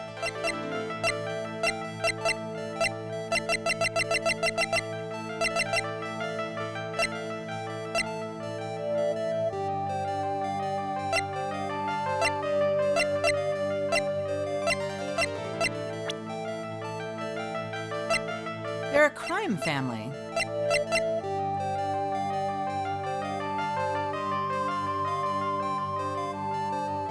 Yeah, I don't think that this works.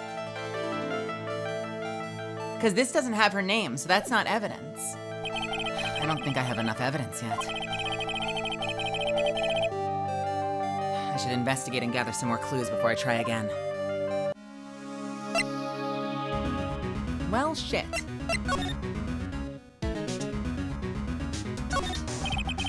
It's one impressive desk on one impressive rug. It's solid gold, Nick. Gold.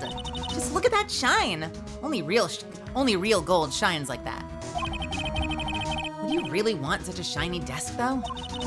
I don't know. But let's see what it's like to sit at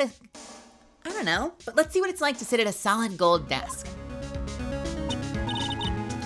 Wow, it's completely dazzled. I'm completely dazzled. That's because it's completely dazzling. I can see my nose in the reflection. That's gotta be really distracting. So the desk isn't practical. No surprise there. Interesting. All right. Interesting to have a character be like, I don't think I introduced myself, so what's your play, dude? Can I present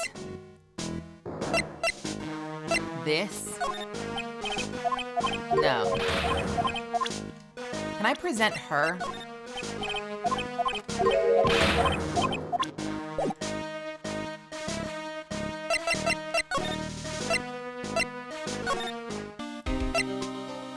And we already tried all this stuff with Gumshoe too, so we can't present this. We can't present her.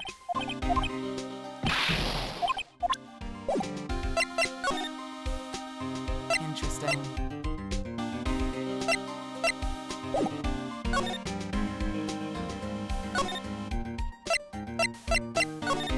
The only thing we haven't done is find something in here. Because we went in here looking for him and he wasn't here. Now that doesn't mean that there's anything here. But... and nothing looks new. What is this? Looks like a treasure chest or something. Wow. Look at all these little bottles. Oh, they're aromatherapy oils. He's got so many, they're overflowing onto the floor. Let's see. 1, 2, 3... 98, 99, 100. They are all the same, too. When in doubt, present your badge to everyone.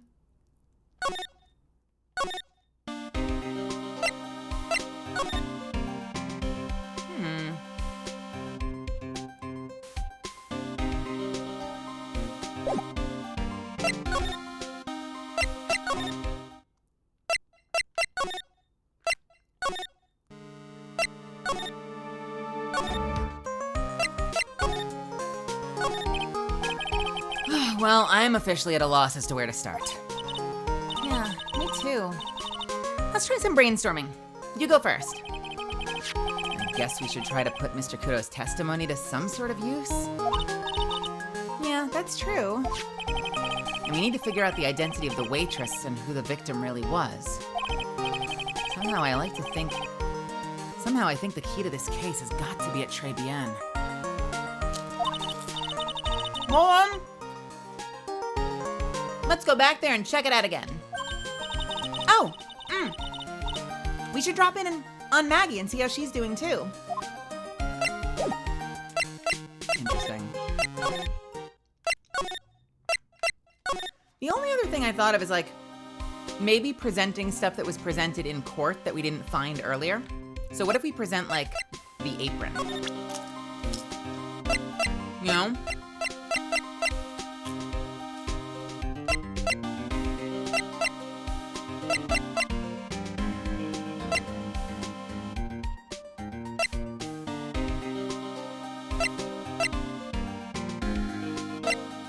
You know what? We didn't present. Did we present this back to him? I think we did. Did we? Yeah, we did. Apparently working the chipmunk, the Manchin works for Maya. Okay, she's just sitting behind him, munching chips. Yep. You can't beat gambling. I love it too. That's really funny. I won $500 last night playing cards with Nick. Huh? We were playing for money? Of course. So you'd better pay up. All right, let's present this.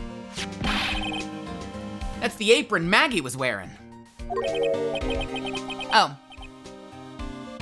Yeah, it still smells like her too. Does this mean Maggie smells like ketchup? Did not help. Great.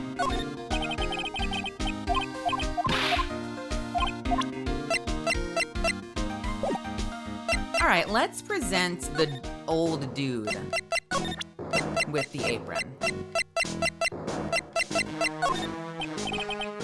Son of a bitch.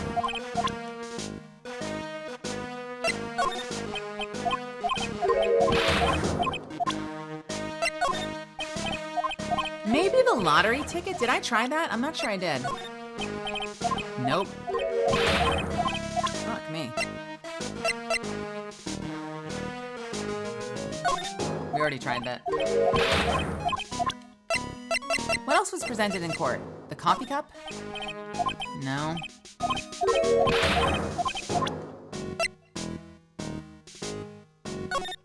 This is what he saw, right? Doesn't matter.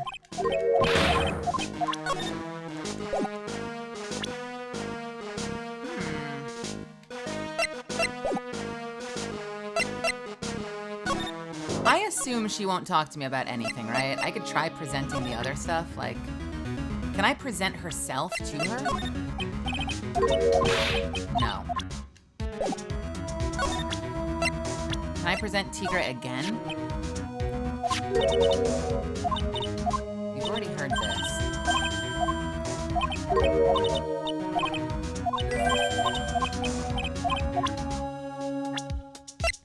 Can we present the badge? Can we present the apron? Can we present the poison? No. All right, nothing for her either. So unless we figure out how...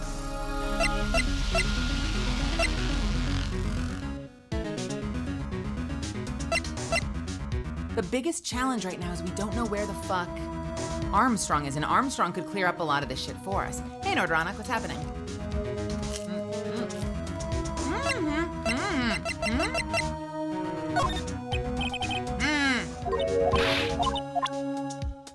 Fuck. What about my lawyer badge? Doesn't care. Woman!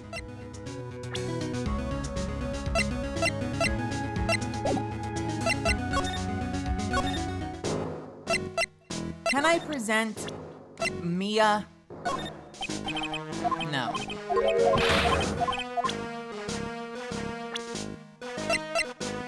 Man, this is the most stumped I've been in a while. How about the scooter?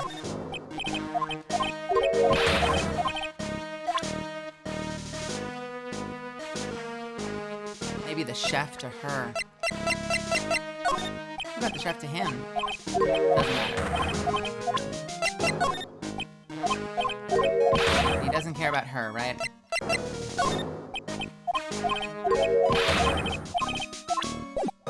What about my badge, damn it?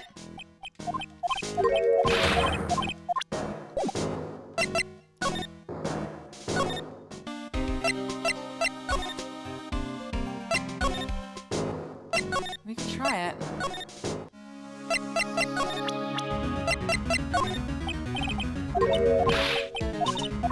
What about the old man?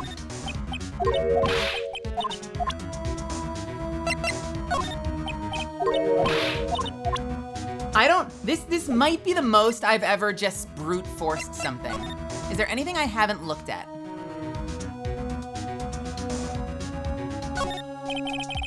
Win through compromise. I wonder what that's supposed to mean. It must mean something if they took the trouble to frame it like that. Yeah, well, still doesn't make any sense to me. That. Ugh. Ah! That's Tenderlender's guiding principle. Oh? Compromise the customer to win. Oh. I see. How about you, Nick? Yeah, well, as long as we don't have to compromise my hair, I'd say we're okay. That's one slogan no business owner should ever have to explain to their customers. Ugh. That's such a great concept. Compromise the customer to win. Compromise the customer. Not with the customer. Compromise the customer. Compromise the customer to win.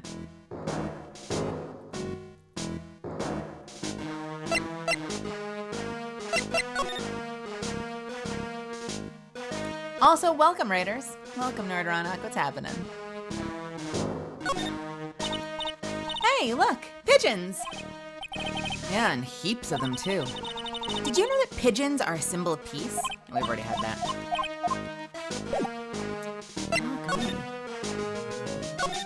It's gotta be here, right? It's gotta be here. There's either something new here that we have not seen before.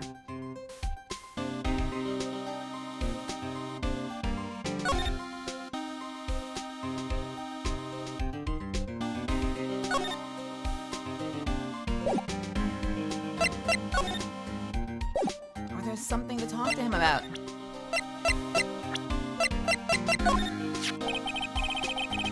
This guy was a real programming genius. They called him the walking computer at the place where he worked. What happens when he crashes through? Does he just stop moving all of a sudden? Oh, what happens when he crashes, though? Does he just stop moving all of a sudden? Oh, he wasn't literally a computer, Maya. Anyway, there's nothing between Maggie and the victim. Yeah, that's what we found out yesterday, too. Detective Gumshoe, don't you have any more information that's a bit more fun? Fun? Oh, I know. So, have you paid a visit to where Mr. Elg worked yet? I mean, you might as well. His workplace? Where's that? A computer firm called Blue Screens, Inc. Something like that. Sounds like a real stable company. This could be fun, Nick. Let's go. Yes! All right, we're good. We're back in business. Computers aren't really my thing, Maya. We'll be fine. I know all about that high-tech stuff. I wonder about that. It's just around the corner from this joint. You should take a look. A computer firm called Blue Screens, Inc., huh? Well, I'm gonna head back to the precinct now. We got a big meeting starting in a bit. About Maggie's case, you mean? Try it again. About Maggie's case, you mean? No, that's pretty much wrapped up now. There's another big case going down at the moment, so she's being pushed aside. All right, well, see you later then. Bye!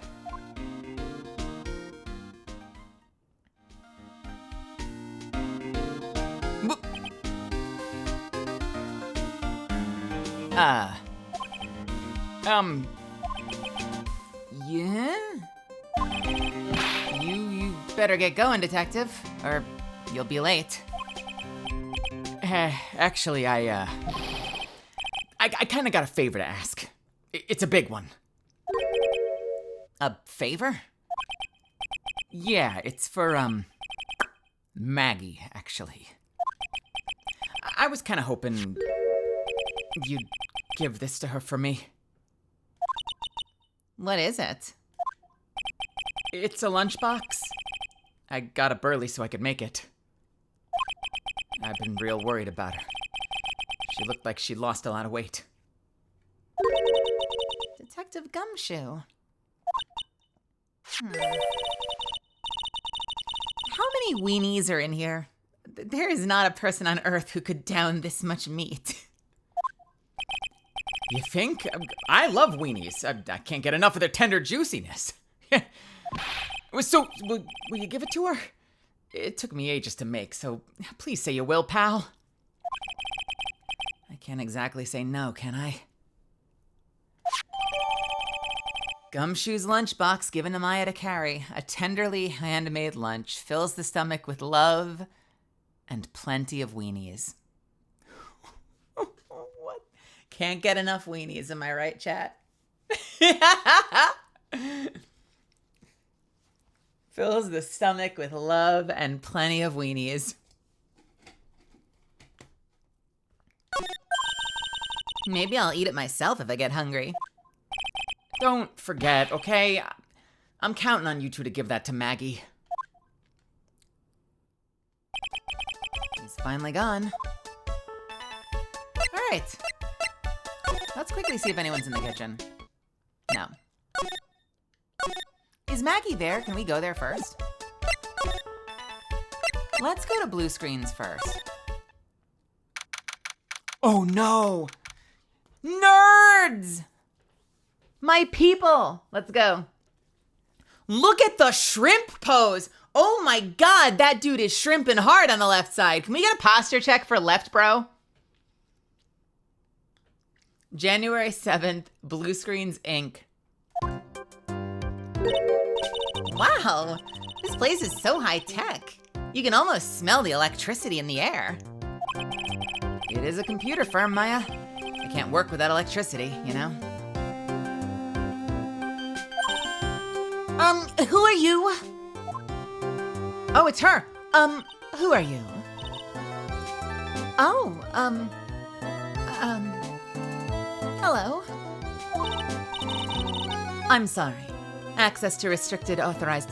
Sorry. Let me try that. I'm sorry. Sorry. Access to access is. Fuck me! I just fucking got her, and I have fucked the lineup 4 fucking times. Let's try again. Hello. I'm sorry. Access is restricted to authorized personnel only. Zen's cousin. Are we doing that? I'm sorry. Access is restricted to authorized personnel only. Well, look at you. You suck. This is a computer programming laboratory. There are far too many trade secrets that could be leaked. Wow, what secrets? Everything you see here is classified. No information can leave this building. Understood. Who is this woman? She's like a robot from some kind of whacked educational show. My name is Lisa Basil. I'm the company director. Director? She's human? She seems more like a ghost in a shell. And that thing over her eye, isn't that the same device as Glenn Elks? That's a DMH, right? Nice try, but it's the other way around, Maya. All of my programming here at Blue Screens Inc. are supplied with HMDs.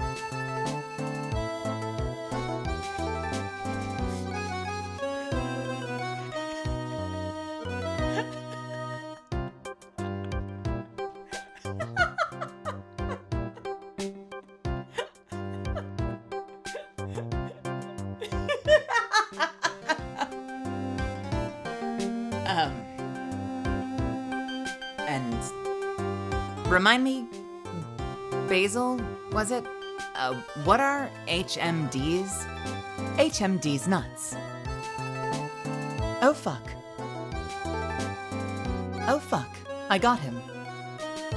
You totally got played. Did you walk right into that? You totally walked right into that. All of my programmers here at Blue Screens Inc. are supplied with HMDs. Then do you write programs too? No.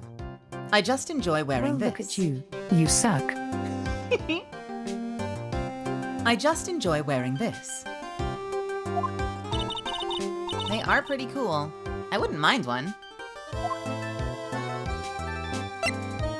Is this what you want, Misfits? Is this what you want? I was gonna do some very, sultry, husky delivery for this character and have her be this super sultry director of the company. You want my bad Zen impression? That's what you want for this shit? Unbelievable.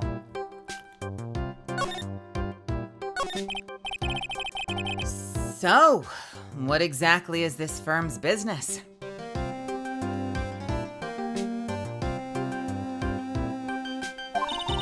I will try to simplify it so that you can understand. We analyze the data management systems required by certain branches of industry, and then deliver optimum operating procedures and source-level components to them.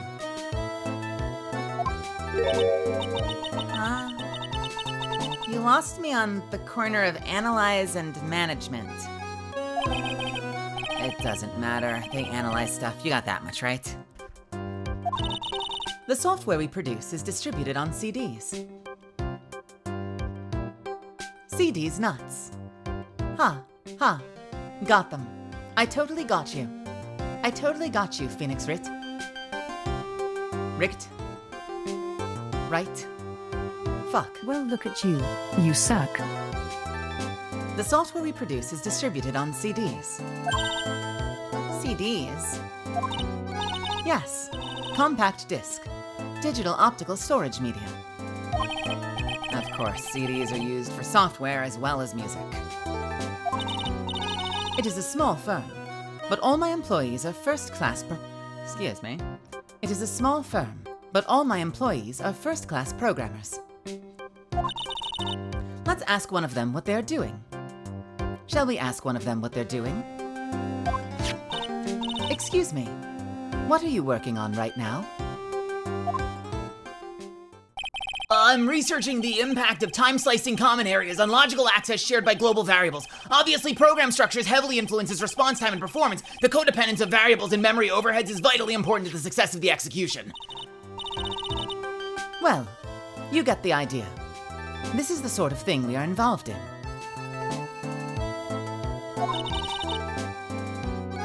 Did you good people follow all of that?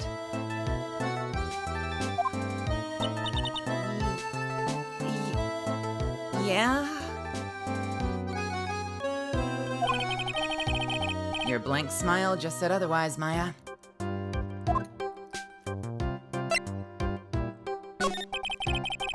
You know about what happened, right, Miss Basil? You mean about Glenn being poisoned? Yes, I know. It's terrible. Can you tell us anything that might be helpful? I don't think so. A police officer was here earlier, too. But I couldn't tell him anything either, because the waitress who committed the crime has nothing to do with Blue Screens, Inc. Oh. How about Mr. Eld's desk? Have you cleared it out already? No, not yet. It's this one, right in front of you. If there's anything that might be useful to you, you're welcome to take it. I guess there might be a clue here somewhere. Are you happy? Do you appreciate what I do for you? Is this making you happy, hearing me do minutes on end of attempting to do Zen?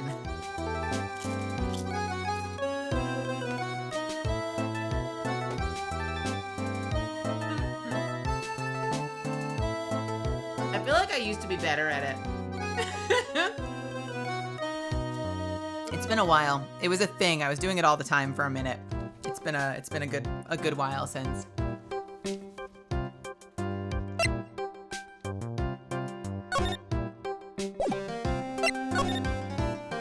Alright, what do we have here? Wow, look at all this mess. Looks like they're betting. Looks like they're all betting tickets. What kind of betting tickets?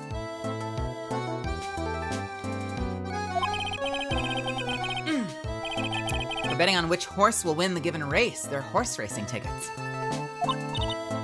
Oh, wow. His drawers are stuffed full of these. Looks like they're all losing tickets, though. Horse racing betting tickets found in Glen Elk's desk. There's over 500 of them. This many tickets would get you, what, a buck down at the recycling center? I didn't know you were so hard up that you'd try to profit from the dead, Nick. I'm just taking them as evidence, Maya. Hey, Misfits. I have a break I cannot skip in like 1 minute. All right, so before we go investigating and hopefully uncover some more stuff, let's break. I'm gonna hit the restroom. I'll see you in just a couple of minutes, okay? BRB. Go, refill your water. Change your clothes, stretch your legs. Call your mom. I'll see you in a second.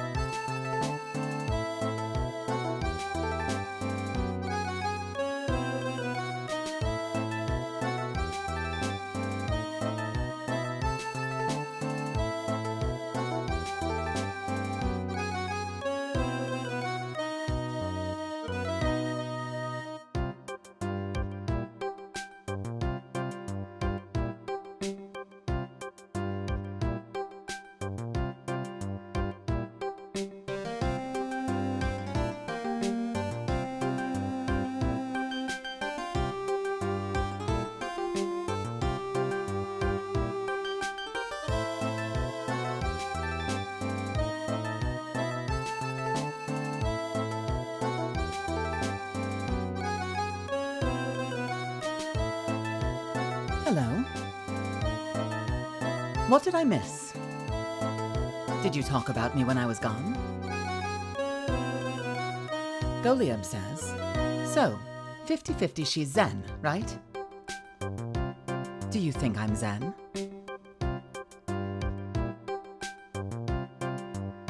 You figured out my secret. I've been hiding it from you for so long. There never was a speech to fuck. Fuck up the can't even keep a straight face for the bit. There never has been a speech to text to speech.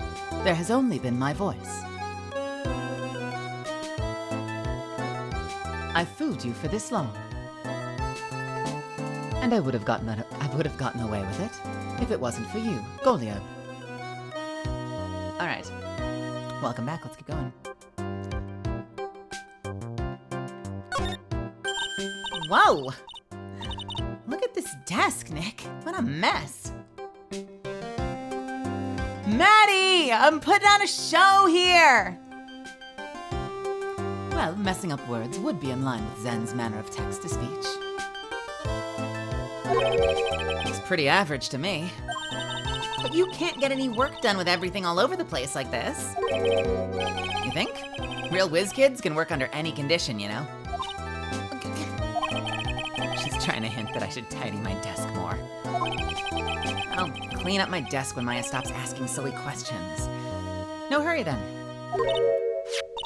Hey, this calendar. What about it? If this is another hint about tidying, you can forget it. Someone's marked December 3rd in red pen. December 3rd? That's the day Mr. Elg was murdered. Is there anything else? Yeah. It says meet with the tiger. The tiger? All right, we're getting somewhere. I love that he has sleeping bags and shit under his desk so he can work at home. Or work while he's there. Or sleep while he's there. Or, you stay overnight, work, crunch. That's what I meant. He's really pounding that keyboard, isn't he? Wow. I bet that's where the pro in programmer comes from, huh? I guess I shouldn't be resting on my laurels. Gotta expand my skill set and all that. Yeah, it's a good idea. Maybe I could become old Seedy's apprentice. And what about your spirit medium training?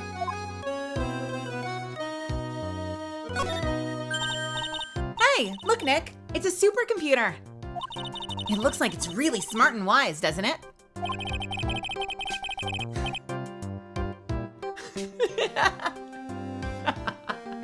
Yeah, you just make your office is now your home. Computers are only as smart as the humans who use them, Maya. That explains why we don't use computers in our office. You work there too, Maya. Yeah, but at least I'm... Please, don't argue about something so trivial. Ugh, wow, let me try that again. Please, don't argue about something so trivial. Otherwise, the computer will laugh at you. She said she'd laugh at us, Nick. She's a human, Maya, not a computer, I think. Okay, can we present people? I just want to hear her talk more. I just want to hear her talk more. I want to hear me talk more. Would you mind taking a look at this? I'm sorry. That data is super admin restricted desktop access password protected. Super admin restricted desktop access password protected? What? This is madness! No, Maya, this is Sparda. She won't tell us unless we say the right code word. Oh no. No, they didn't. This is madness. This is Sparda. Oh God, game.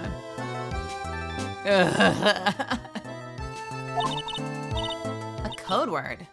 Huh. Sesame.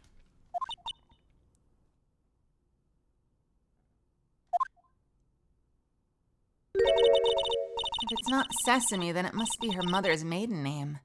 That's how it always is. There's no point in having a password if it's always the same thing, Maya. I guess she just doesn't want to talk about this. Maybe we should focus on asking about Glenn Elg? What do you think? What do you think? What do you say? Sure. Hello, Lisa Basil.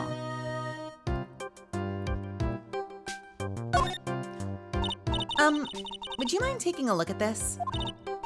I'm sorry. Nope, we've already had that.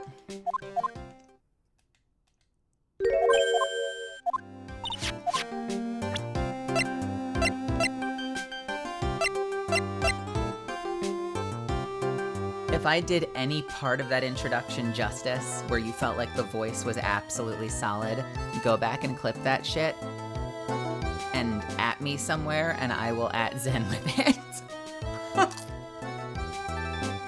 All right. How about him? If any part of it was not garbage. About Mr. Elg. Look at that hair.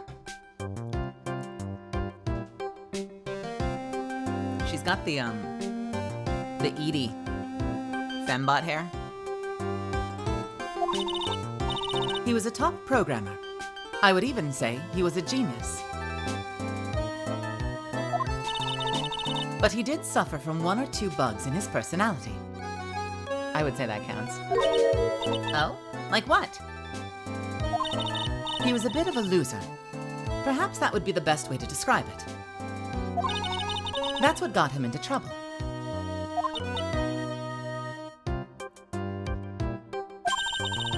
What's the matter? He was a top programmer. I would even say he was a genius. So he was really no trouble at all. A model employee. Hey, wait a minute! But just now, you said something about him being in trouble. We've got to find out what this trouble was exactly.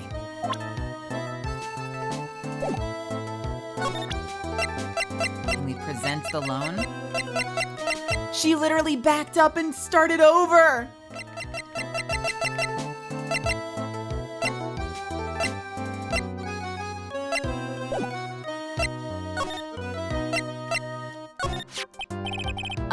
About Mr. Elg. Was he in some kind of trouble? I'm sorry. Why would you think that?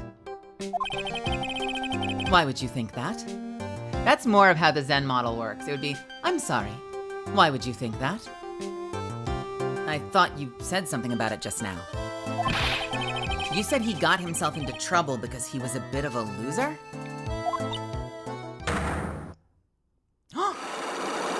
Ooh. 3 Cyclops. I guess Mr. Elg is like every other man with his own pile of secrets.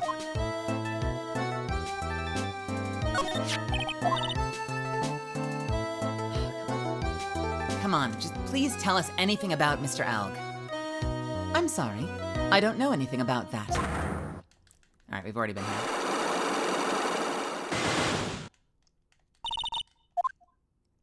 I do not pry into the affairs of others.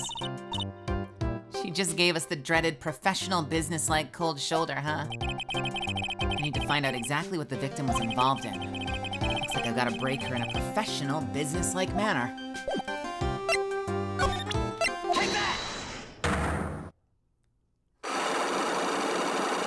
Wait, does this mean we're gonna see her, like, break a little bit?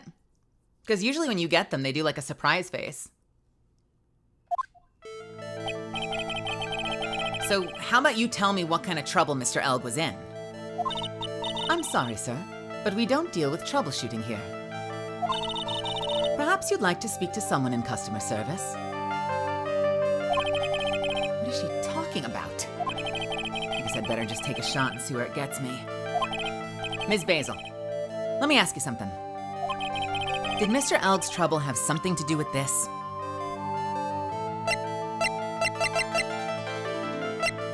Take that! What is that? A bunch of horse racing tickets. All losing ones. With that many tickets, you could get $1 at the recycling center. You good people are very, very bad. Cashing in on others' misfortunes is immoral. Is that a whiff of hypocrisy I smell? But what is the relevance of these tickets? The victim, Mr. Glenn Elg. He had a gambling habit, didn't he?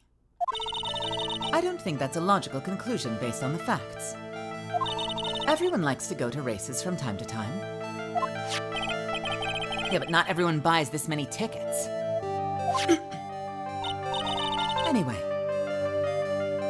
Well, I gotta clear my throat. Anyway, I don't believe that proves anything on its own. You're right, but I'm not through yet. Mr. Elg's gambling wasn't restricted to horse races, was it?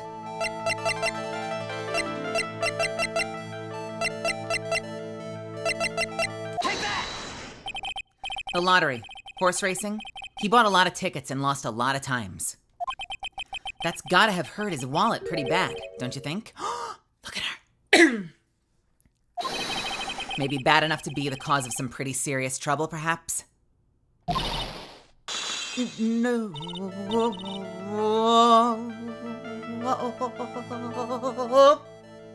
How does she do it? I'm trying to remember how does Zen do the ah? It's the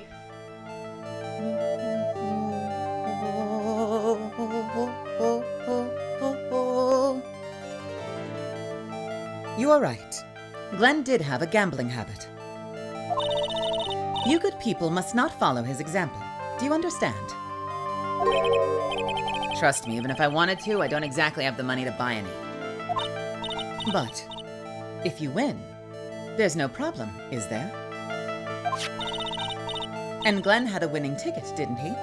For $500,000. Yeah, but it's hard to imagine how he could have been in trouble then, isn't it?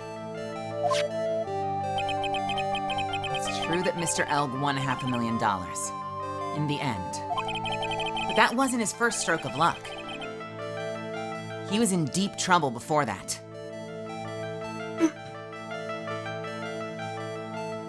She doesn't really do the odd thing. She just breaks stuff on mute. Yeah, that's a good point. I can't do that here, sadly. But that wasn't his first stroke of good luck. He was in deep trouble before that. Deep trouble? What do you mean? Mr. Elg's real problem was with someone or something more terrifying and ferocious. Take that! Furio Tigre, the boss of the loan office called Tender Lender. Tender Lender?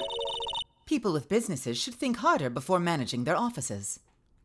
Naming, that's it. Tender Lender. People with businesses should think harder before naming their offices. Like you're one to talk. Well, what do you think?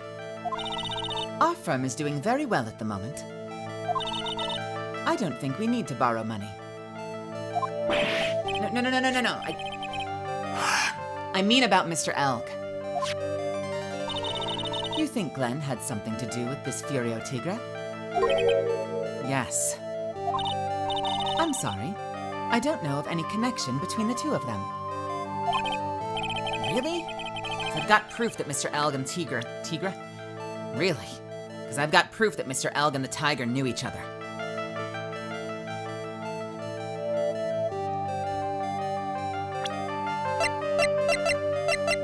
She just breaks stuff on mute. Take that!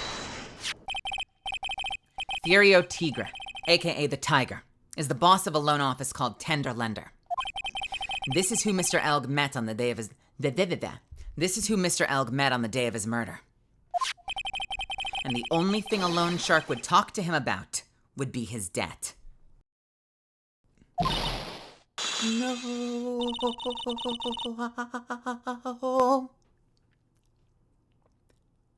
It's true that Glenn had racked up quite a bit of debt from his gambling habit. About $100,000, I think. $100,000? Ouch. But I heard he won the lottery, so he should have been in the clear. Shame Maggie couldn't get a bit of good luck. Or, shame Maggie couldn't get a bit of that good luck. Okay. So the guy got lucky and won the lottery. But what if he hadn't won? What was his plan then? Well, this isn't easy to say, but he said he would use his talents to repay the money. His talents. I suspect he was talking about programming. What computer program is worth $100,000? Perhaps you good people should leave, so I can get back to my work. I'm so close to cracking her. The program in question, was it by any chance this? It's this. It's not music. It's not music. It's not music. We didn't get to play it. It's not music. It's programming. MC Bomber is a virus. I guarantee it's a virus.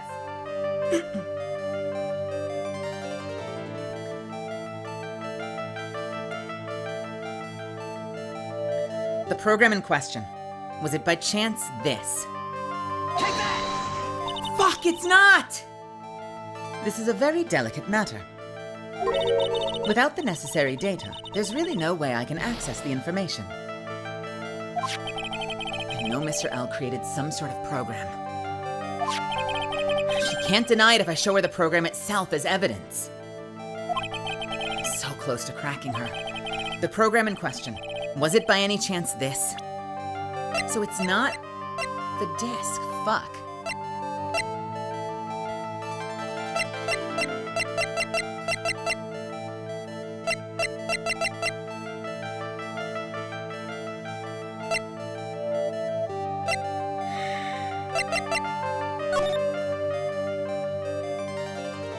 $100,000. Let's try the news article. Let's try the news article.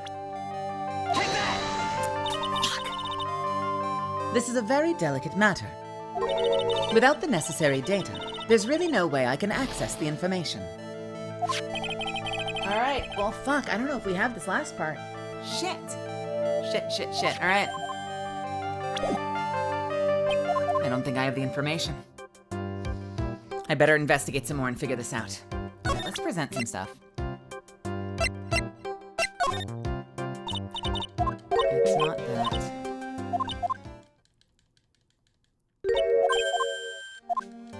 I bet it is the disc, but I bet we need to update it. I bet if we update the disc by learning more about it, let's go explore. Oh, nice. January 7th, Detention Center, Visitors Room. Can I do something real quick?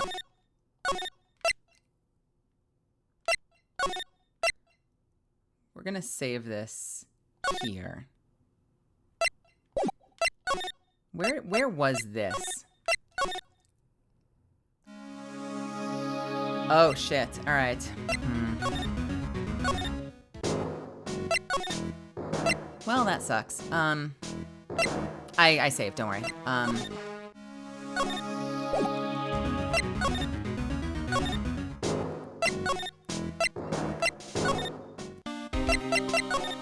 I want to get a screenshot, and I should have taken one.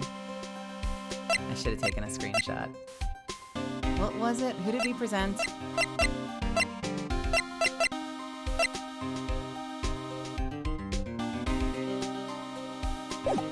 Was it Glenn? Period?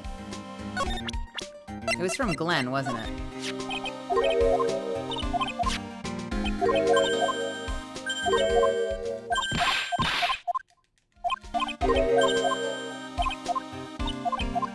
I know I could get it with the stream. I want it from the game.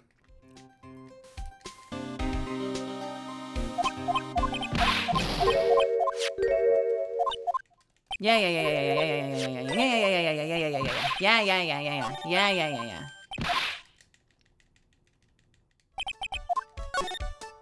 See, that wasn't so bad.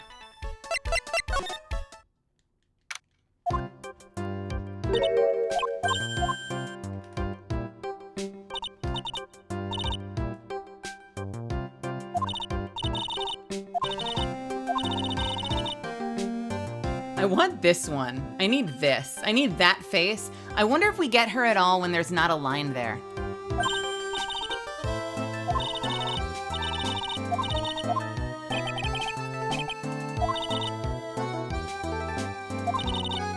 I don't think we do.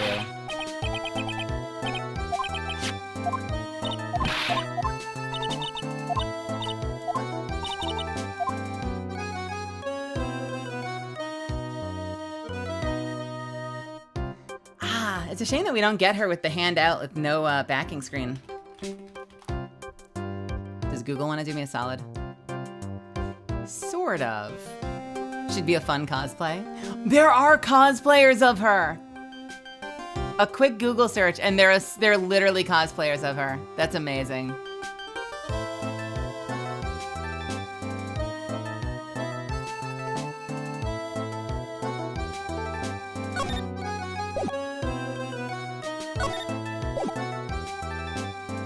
Well, let me see if I can. I should have just taken the screenshot at the start then. I'm dumb. She's still translucent. Can I get her when she's not translucent with a screenshot? Come on, timing. Don't. Timing. Got her? Didn't quite get her.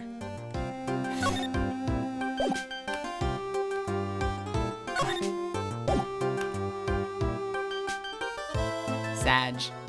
I should have. I literally had it at the start, and I was like, let me see if she puts her hand out.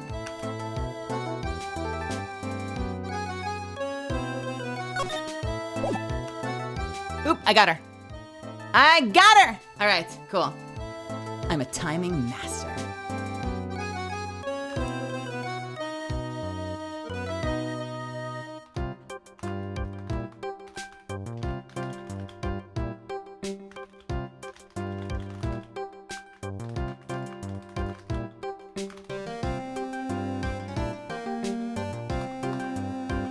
So this lady shows up in my Ace Attorney stream, and now my chat has demanded I do my Centrea impression for the whole damn thing. Thanks, chat.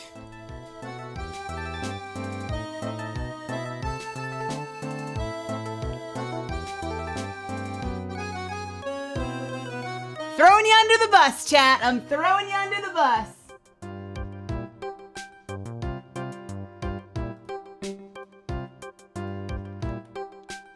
Bum, bum, ba-da.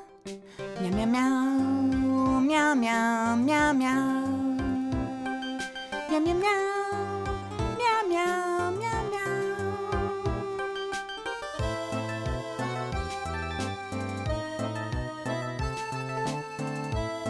All right. You can't throw us under the bus if we were already there. All right, let's go back.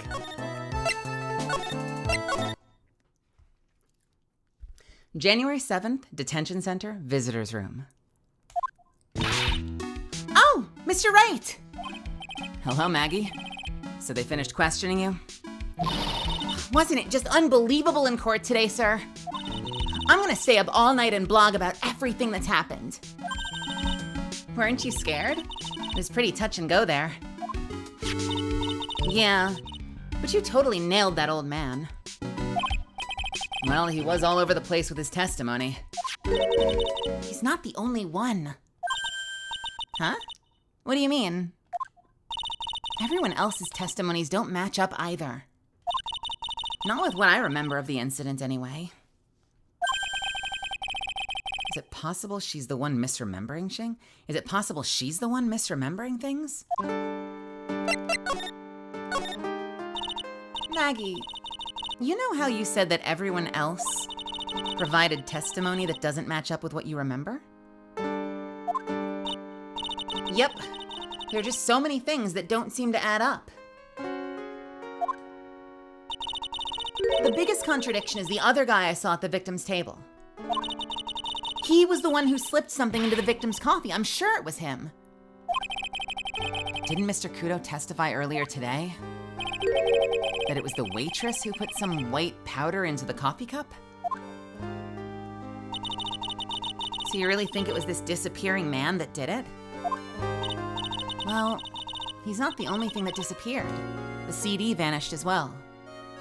You know the CD with the writing on it? Oh, yeah. MC Screwdriver album, right? It was MC Bomber Maya. That name was scrawled on the sports paper as well. They never did find the CD at the crime scene, sir. Or the victim's medication that's gone missing too. Ouch. My head. This is getting way too complicated for me. You said that you passed out when the victim, Glenn Elg, collapsed, right? Yes. It's so embarrassing. I mean, I used to be a cop. When I came to, the restaurant was buzzing with police. And before I knew what was going on, they arrested me, sir. So between the time the victim collapsed and the time the police arrived on the scene, you have no idea what went on at Très Bien. Hey, Trooper Zero. No idea at all. Why? Is it important, Mr. Wright? Okay, the other witness, the old man from the park, was pretty much chased out of the picture. Chased out of the picture? What do you mean? Old Seedy wasn't inside the restaurant because he was told to go call the police. Exactly. And you, Maggie, were unconscious. That means Mr. Armstrong was alone in the restaurant for a brief period of time. No. You don't think Mr. Armstrong set me up, do you? When you consider the facts, it's hard to imagine that Mr. Armstrong isn't involved in this at all. It's hard to imagine that Mr. Armstrong isn't involved in this at all. It's like the master biting the paw of the dog that feeds it. Or the master biting the paw of the dog that it feeds. Are you sure about this, Mr. Wright? Well, the old man said as much when we spoke to him earlier. I don't know, things that man says doesn't add up for... I don't know. Things that man says doesn't add up for some reason, Wow, things that man says doesn't add. Don't add. That's why, because I'm reading it wrong. I don't know. The things that man says don't add up for some reason, sir. Maggie looks like she's trying to figure something out. Maybe we should ask Maggie what exactly she knows about Old Seedy?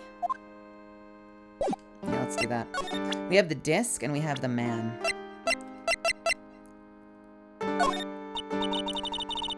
I feel much better after the trial this morning.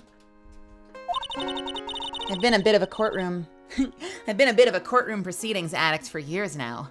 It feels like forever since I saw a witness as slippery as that old man. Yeah, at least since, what, Wendy Oldbag?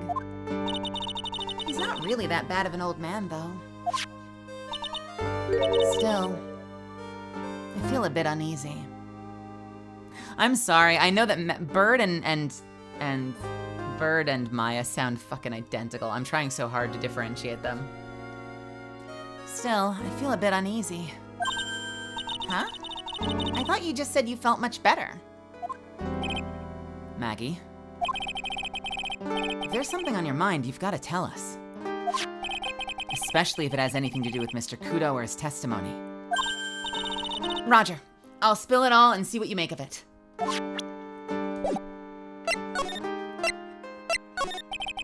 Is there anything about Mr. Kudo's testimony that stood out as odd to you? Actually, yes. The fact that he was even testifying to begin with doesn't quite... Doesn't quite what? Well, when I took the coffee over to the victim's table, it's true that there was another customer in the restaurant. Yeah, we know that already. It was Victor Kudo. But I can't really say it was an old man. Okay, then how about calling him a really old middle-aged man? No, age isn't the issue. The other customer was a woman. Huh.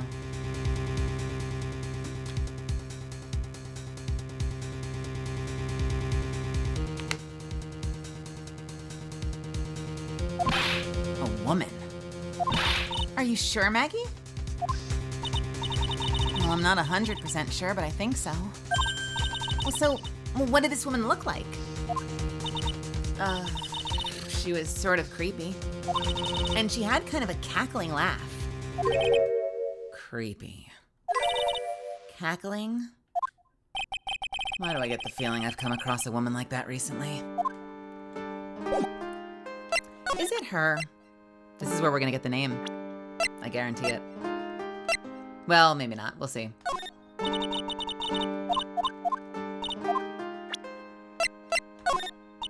Wait, we're not gonna get the... Ah!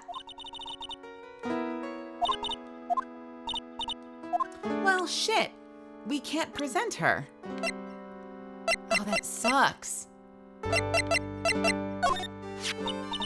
Oh, yeah. That's from when I was carrying a customer's breakfast over to them. The ketchup splotch, you mean? My whole face was fire engine red thanks to the stuff. But you spilled the ketchup on your apron, didn't you? I don't see how.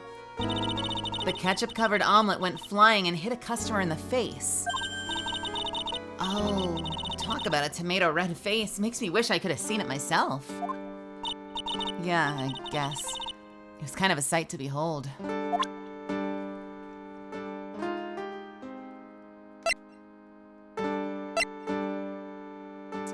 Shit, alright. Holy smokes, that's him! Huh? That is your phony, Mr. Wright! Just look at that ridiculous suntan! I'm sorry, we're calling that a suntan? We're calling that a suntan? That is fire engine red!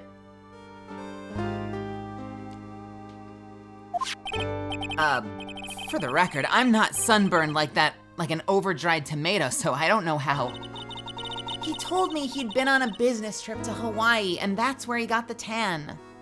I am not hearing this.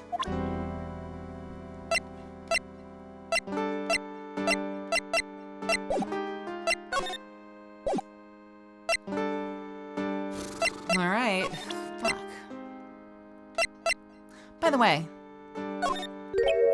Oh, yeah. I've got something. Sorry. Oh, yeah. I've got something you're gonna love. Really? What is it?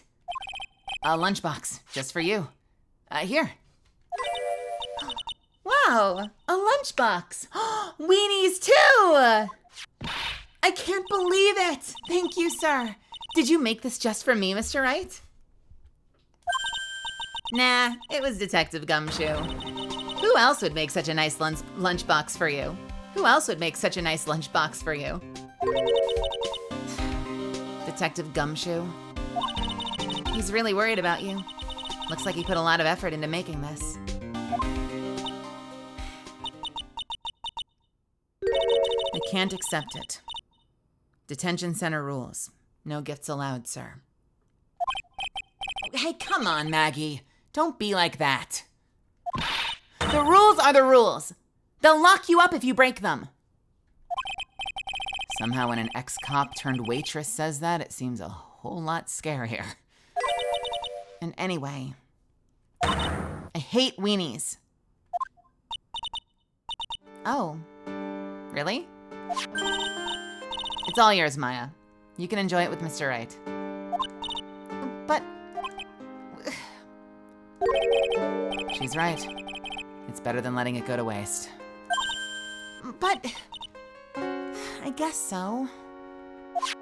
Gumshoe's lunchbox eaten with Maya.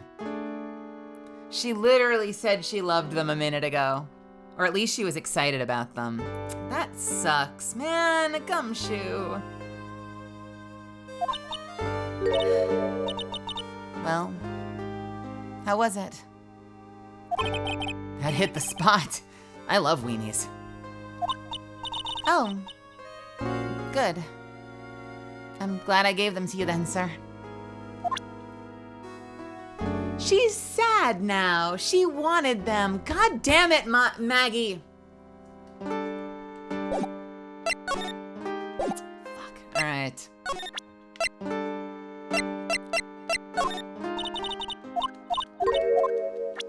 Shit.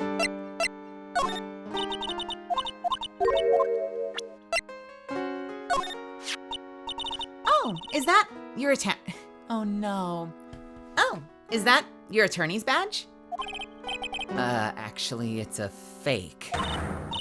Holy smokes, that's it! Huh? That's the badge your phony had, Mr. Wright! You got duped by this?! But it's a completely different color. And what about the fact that it's made of paper? He said the badge got a tan as well. He was in Hawaii on business.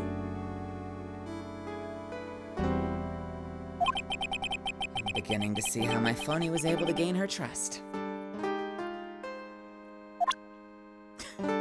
The This is so stupid.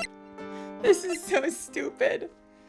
No, don't worry about it. You don't have to worry about that. My badge got a tan with me as well out on Hawaii. No, say it ain't so.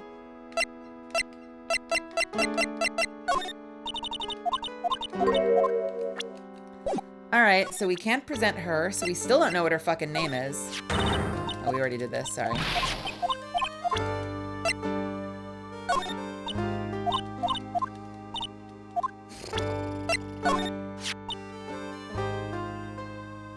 Mr. Armstrong was very good to me after I was fired from the force. I can't believe someone as nice as him could have anything to do with this. Well,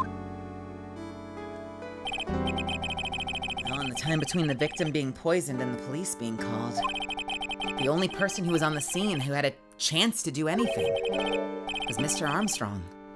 There was no one else there.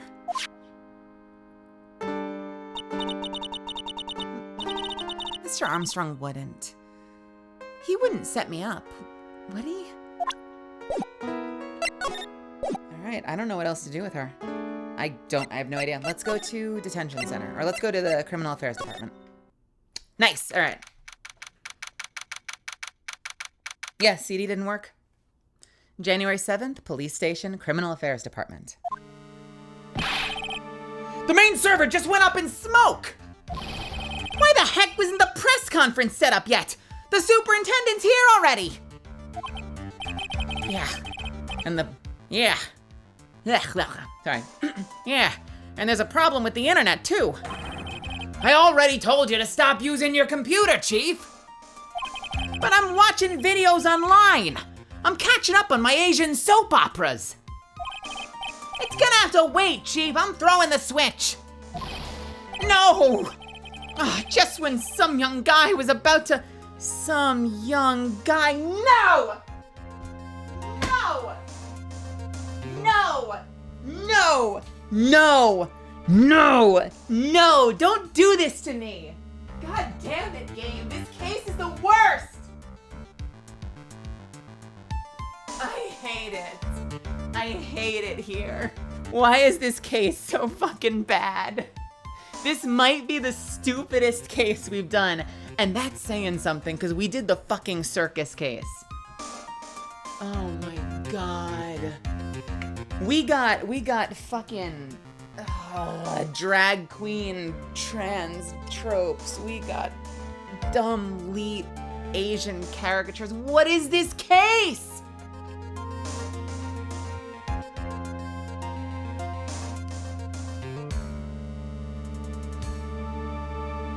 Alright.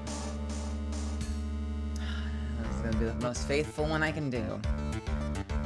No! Just when some young guy was about to confess to his son's hot-to-trot girlfriend!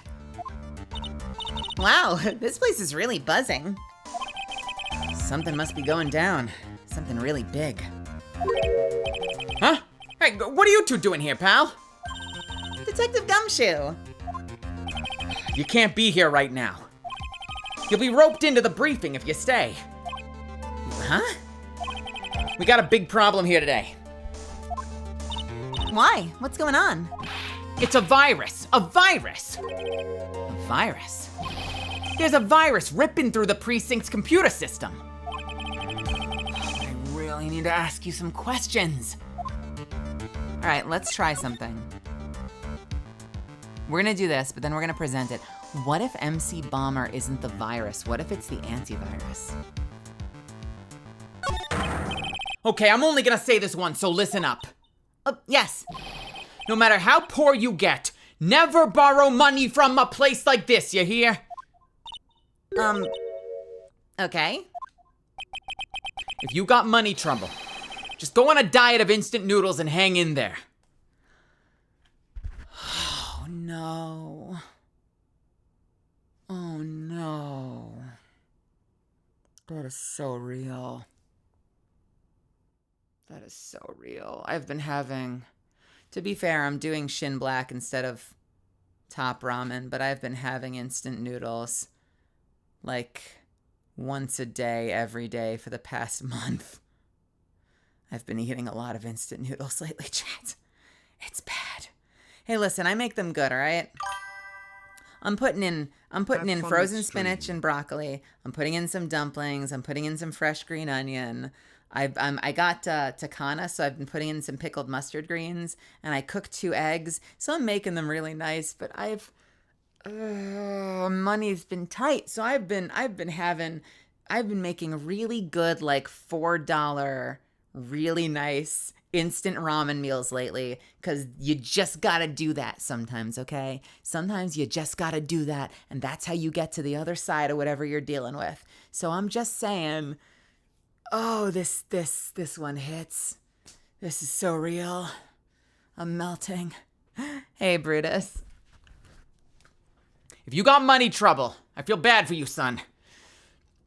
But a diet of instant ramen noodles... I got 99 problems. I'm just saying a diet of instant noodles ain't one. Hit me. Oh, we're not thinking about borrowing money, Detective. We want information. Oh, is that all? Well, let's see. A tender lender is considered to be even fishier than the average illegal loan shark. And it seems it ran into trouble just recently.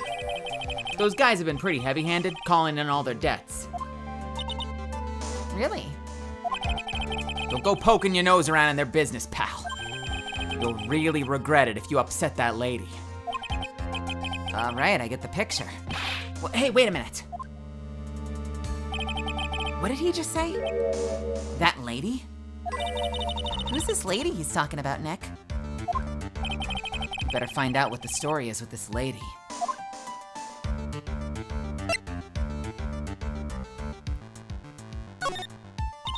So what exactly is a computer virus, Detective?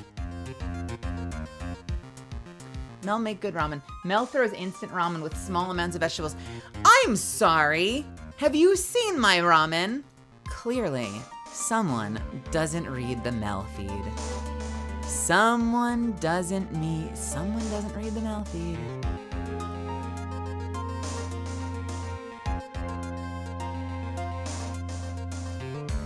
Mel, you said it counts. Let's hear it.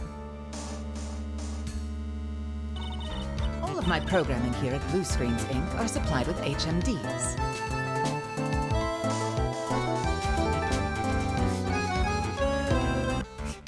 I laughed for like 8 minutes in that clip. That's the challenge, but we can abridge it. It'll be fine. We'll do a little jump cut. I like it. Thank you.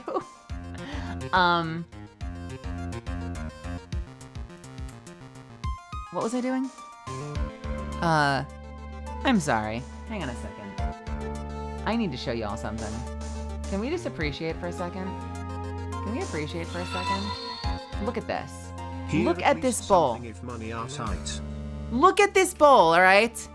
Look at this ball. Look at this ball. Look at this bowl.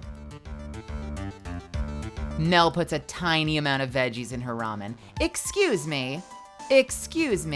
I make a deliciously full veggie bowl of ramen. There is a shitload of veggies in my ramen, thank you very much. And a tremendous amount of green onion. There's broccoli in there, we've got spinach in there, I cut up shiitake mushrooms, and somewhere at the bottom of that are noodles. I have broccoli and spinach and mushrooms too, thank you very much. Brutus, thank you so much for the tip. I really appreciate it. You're very sweet. Also, Taryn, welcome. I make a damn good ramen. Anyway, I'm just saying, it's still instant ramen, so that line hits, all right? That line hits. More for you, Mel. You're giving me the funny little numbers? Brutus tipping $6.90. Thank you, Brutus. That's very kind. I don't know. What? Hey, look, I just go with the flow, all right, pal? Here I thought detectives were supposed to be somewhat knowledgeable.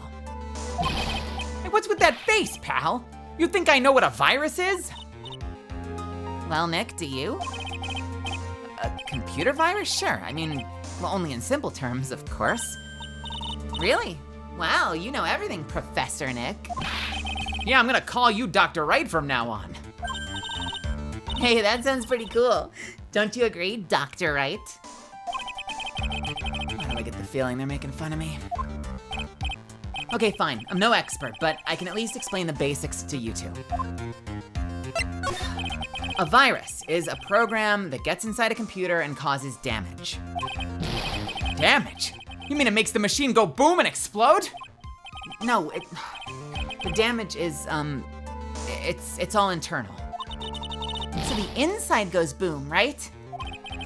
Imagine all your case data you've got stored in your PCs here at the station. A virus could wipe all of that out. That's the kind of damage I'm talking about. Whoa, that's scary. Yeah, and what's even more scary is that viruses are infectious. Infectious? Most computers are connected together on a network, right? A virus can move from one machine to another over a network. So the virus just keeps spreading faster and faster. Huh. Sounds just like a real virus, huh? But, Nick, why would anyone want to make a program like that? Yeah, it takes ages to type in all that data. Why would you want to destroy it?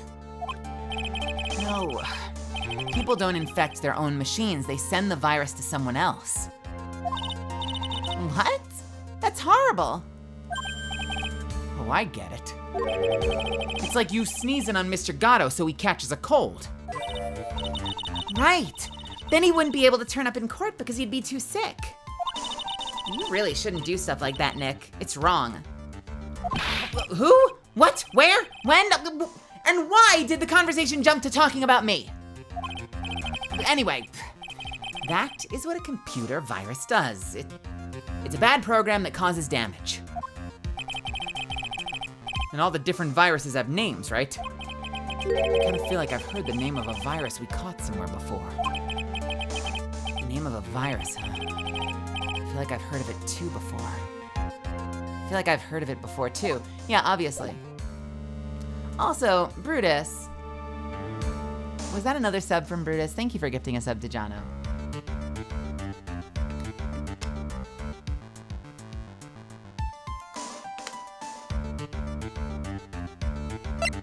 All right, let's see. Hey Misfits. It's been a day. And we started late. We started at like 9 instead of like 6:30. And we're still in investigation. I know we're only 3 hours in, but I'm really curious how soon we're gonna get to the trial.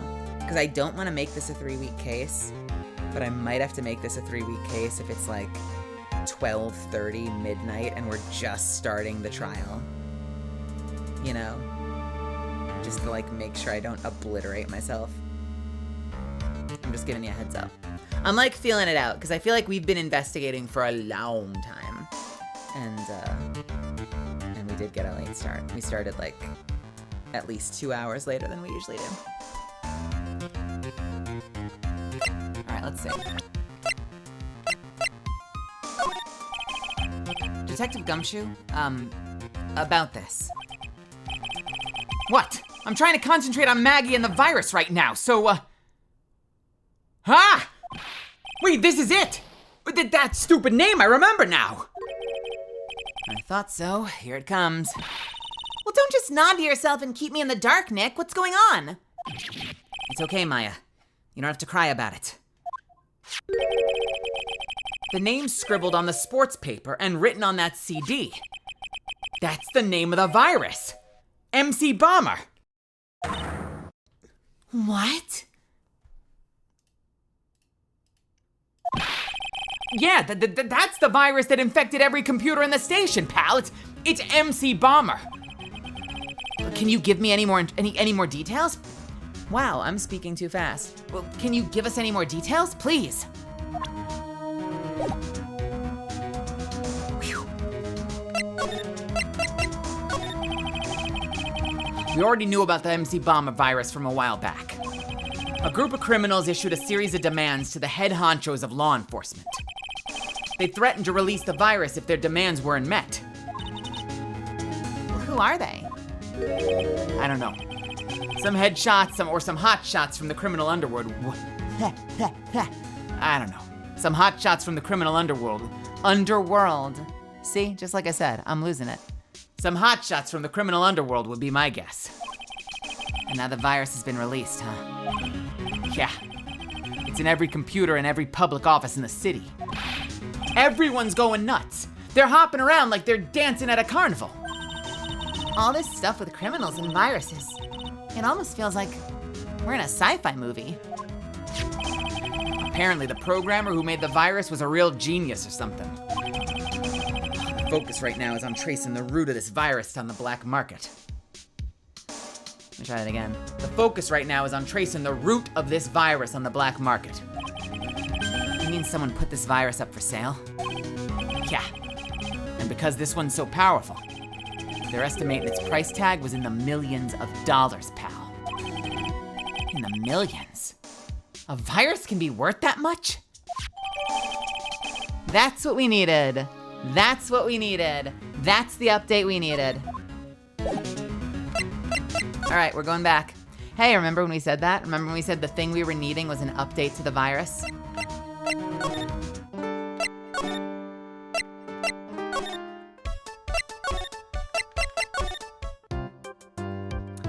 All right, here we go.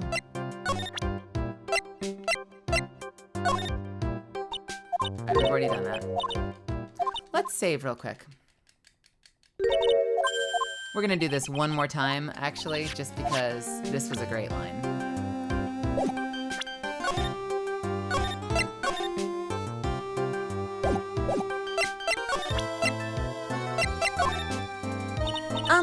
Would you mind taking a look at this? I'm sorry. That data is super admin restricted desktop access password protected.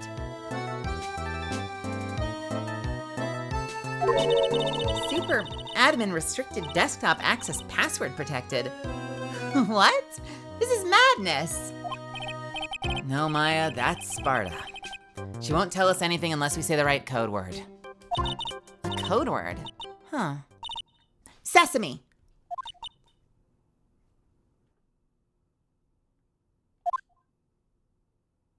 If it's not Sesame, then it must be our mother's maiden name.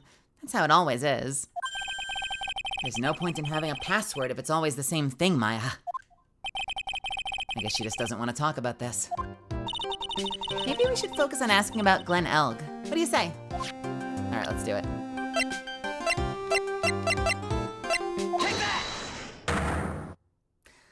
Hey, Misfits. This might be my last performance as Miss Basil, because I don't think she takes the stand. I don't think she takes the stand. I feel like, so we've had the old man. So I feel like when we get to day 2, we're probably gonna get the chef. So this might be the last time we get to see her, which is a bummer. She's a really cool character.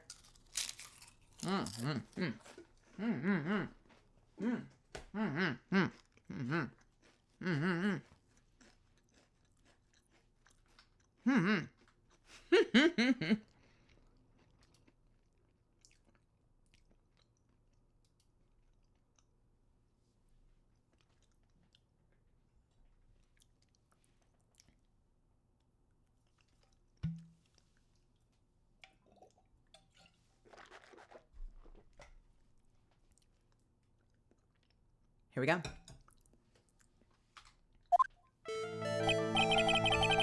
So, how about you tell me what kind of trouble Mr. Elg was in, I'm sorry, sir, but we don't deal with troubleshooting here. I feel like my voice is getting a little scratchy, so I feel like it's making this a little harder. All right, one more time. I'm sorry, sir, but we don't deal with troubleshooting here. Perhaps you'd like to speak to someone in customer service? What is she talking about? I guess I'd better just take a shot and see where it gets me. Ms. Basil, let me ask you something. Did Mr. Elg's troubles have something to do with this? Take that! What is that? A bunch of horse racing tickets, all losing ones. With that many tickets, you could get $1 at the recycling center. You good people are very, very bad. Cashing in on others' misfortunes is immoral. that a whiff of hypocrisy I smell? But what is the relevance of these tickets? The victim, Mr. Glenn Elg? He had a gambling habit, didn't he? I don't think that's a logical conclusion based on the facts. Everyone likes to go to races from time to time. Yeah, but not everyone buys this many tickets. Anyway, I don't believe that proves anything on its own. You're right, but I'm not through yet. Mr. Elg's gambling wasn't restricted to horse races, was it? Take that! The lottery. Horse racing. He bought a lot of tickets, and he lost a lot of times. That's got to have hurt his wallet pretty bad, don't you think? Maybe bad enough to be the cause of some pretty serious trouble, perhaps? No. You are right. Glenn did have a gambling habit. You good people must not follow his example. Do you understand? Trust me, even if I wanted to, I can't exactly... Trust me, even if I wanted to, I don't exactly have the money to buy any. But if you win, there's no problem, is there? And Glenn had a winning ticket, didn't he? For $500,000. Yeah, but it's hard to imagine how he could have been in trouble then, isn't it?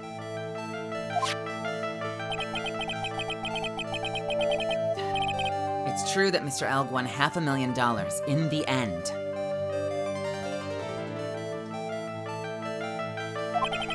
But that was his first stroke of good luck. He was in deep trouble before that. Deep trouble? What do you mean? Mr. Elg's real problem was with someone or something more terrifying and ferocious. Take that! Furio Tigre, the boss of a loan office called Tender Lender. Tender Lender? People with businesses should think harder before naming their offices. Like you're one to talk. Well, what do you think? Our firm is doing very well at the moment. I don't think we need to borrow money. But no. I mean about Mr. Elg. You think Glenn Elg had something to do with this Furio Tigre? Yes? I'm sorry. I don't know of any connection between the two of them. Really? Because I've got proof that Mr. Elg and the tiger knew each other. Hey, Go-Go. Hope you had a good day today. How did they know each other? I don't remember. Oh, the appointment. Take that! Furio Tigre, aka the Tiger, is the boss of a loan office called Tender Lender. This is who Mr. Elg met on the day of his... This is who Mr. Elg met on the... Met with, sorry. This is who Mr. Elg met with on the... I can't speak anymore. I've lost the ability to speak. This is who Mr. Elg met with on the day of his murder. And the only thing a loan shark would talk with him about would be his debt. No. It's true that Glenn had racked up quite a bit of debt from his gambling habit. About $100,000, I think. $100,000? Ouch! But I heard he won the lottery, so he should have been in the clear. Shame Maggie couldn't get a bit of that good luck. Okay. So the guy got lucky and won the lottery. But what if he hadn't won? What was his plan then? Well, this isn't easy to say, but he said he would use his talents to repay his money. His talents? I suspect he was talking about programming. What computer program is worth $100,000?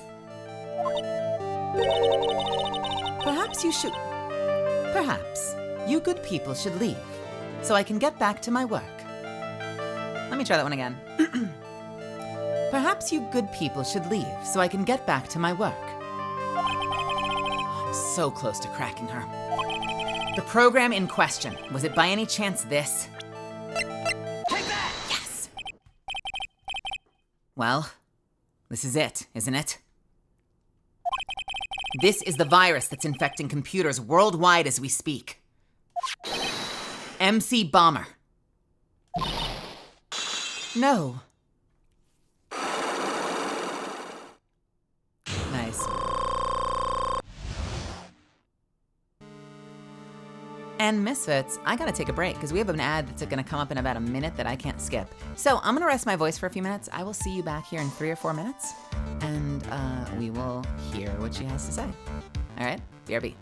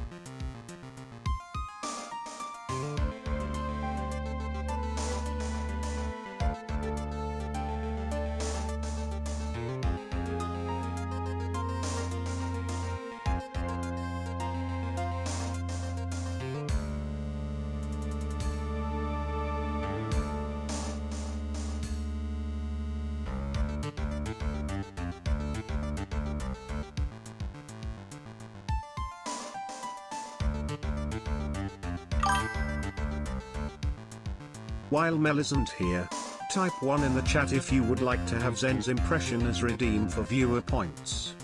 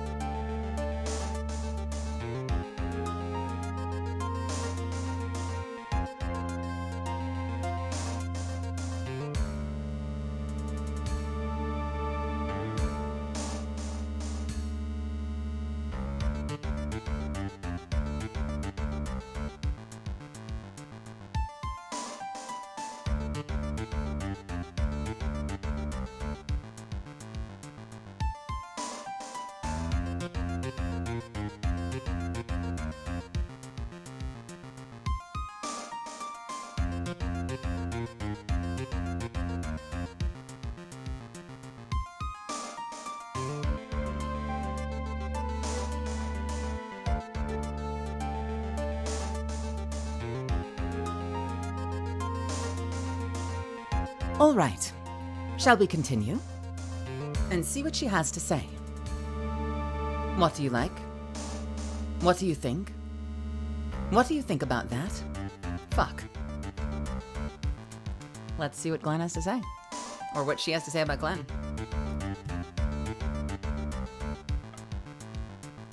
That's the real secret sauce. If I start improving, Look at you. You suck. you suck. And if I mess up, you just pause and start over. Goldgerb, stop it. Stop it. All right, here we go.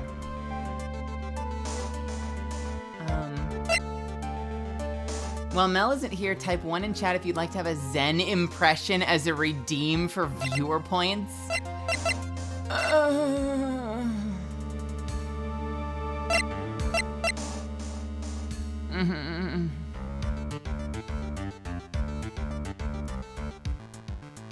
Great. Glenn's head had more processing power than any computer. But it had been infected with a gambling virus. Glenn was in too deep. You mean he was in debt? Yes, $100,000 in debt. Not an easy amount to repay. So, he said he was taking on some extra work. Something a bit risky. Risky? How? Maybe he was gonna become a waitress at Très Bien. Where do you come up with these ideas? So it's safe to say Mr. Elg is the creator of this virus, huh? The MC Bomber virus? Yes. It was a work of genius. In a bad sort of way, of course, but still genius. Something like that would probably fetch several $1 million on the black market. Inconceivable. Gumshoe was right for a change. This date, December 3rd. It is marked on his calendar. That was his deadline for repaying his debts. MC Bomber updated in the court record. I guess we won't be needing these horse racing tickets anymore. Glenn Elg's losing horse racing tickets thrown back on the floor. Use the trash can, Nick! Alright. Do you know any of these people? What are the odds? No. Alright, that might be the end of Zentrea. I mean, Lisa Basil. I'm gonna miss her. God, I miss her already. I can still hear her voice. I'm sorry, Lisa Basil. I was gonna make you such a sultry owner of this company. But then my chat came along and they decided that she had to sound like Zentrea.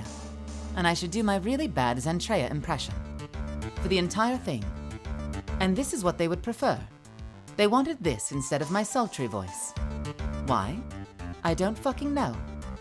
I don't fucking know why they wanted this voice. But they wanted this fucking voice instead of my sultry voice. What kind of chat doesn't want my sultry voice and instead wants my Zentrea voice? Do you know? What the fuck?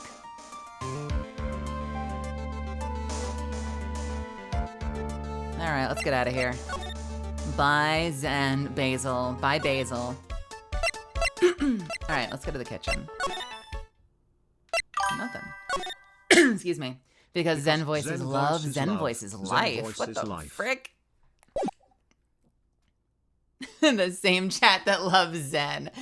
Alright. Yeah, I know. I know a lot of you are little geckos in disguise. I know you. I see you. I see you. Little gecko misfits. Alright, let's see.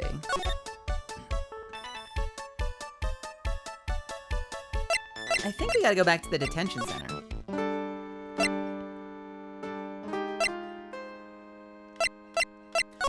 We wanted to present this before and it didn't work. I bet it'll work now. Never mind, it won't. Great. Awesome. Sweet. Shit. Oh, back to Gumshoe. Easy.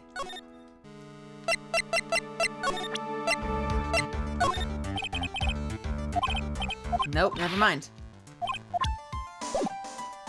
Can I present her now? Oh, that guy. The tiger. Is he famous? Yeah, this guy's not a loan shark, you know. No, he's a big lone cat. Hence the name. Don't pay him back. And you'd better say your prayers, because he'll eat you alive. You're shaking, detective. Like a leaf. I'm just, you know, I'm kind of on edge at the moment, right? If you know what I mean. That's the girl who works over at Tender Lender. By the way, I'd like to point out, nothing has changed. Nothing has changed. He said that there was a girl. He said there was a girl. I presented her. He had nothing to say. Nothing has changed as a result of me looking into this CD, but now he knows. That's the girl who works over at Tender Lender. Oh, you want to stay away from her, okay? I mean it. She does look kind of unforgiving, doesn't she? That should be the least of your worries, pal. What is that supposed to mean? What could be worse?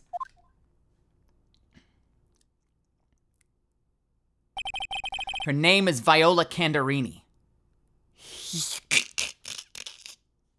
No one knows. No one knows. Shut up. Don't respond. Don't respond. Don't respond. Her name's Viola Cadaverini. Ignore me. Ignore me. Don't worry about it. Don't worry about it. Her name's Viola Cadaverini. She's the only granddaughter of Bruto Cadaverini. Bruto Cadaverini. Do you know who that is, Nick? Never heard of him. Bruto Cadaverini's the boss of the Cadaverini family. Cadaverinis? That's one scary sounding name.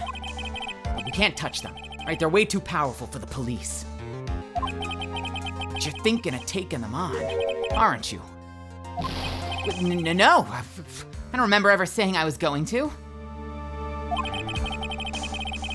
Better get some more info out of the Gumshoe. Out of the Gumshoe. I better get some more info out of Gumshoe about this family.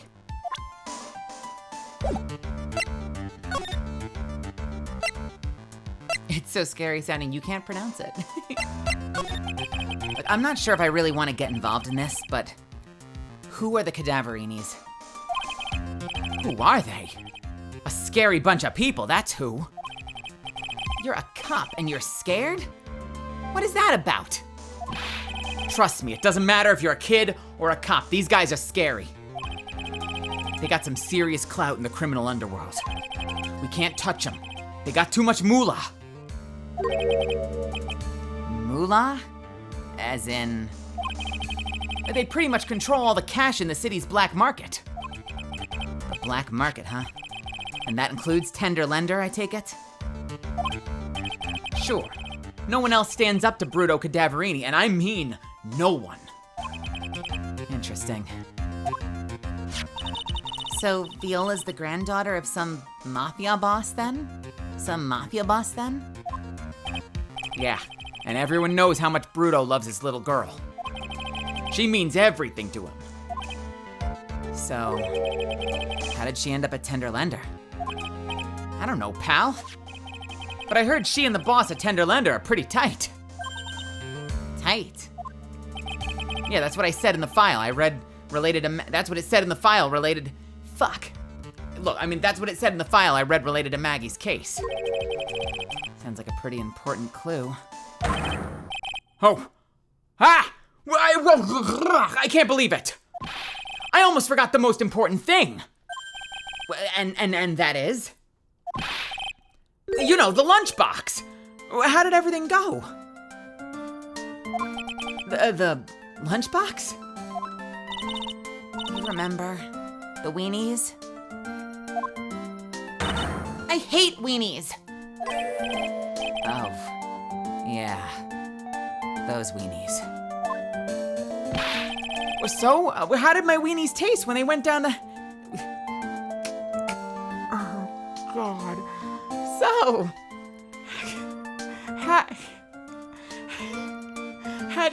had my weenies taste when they... No way. So, had my weenies taste when they went down the hatch.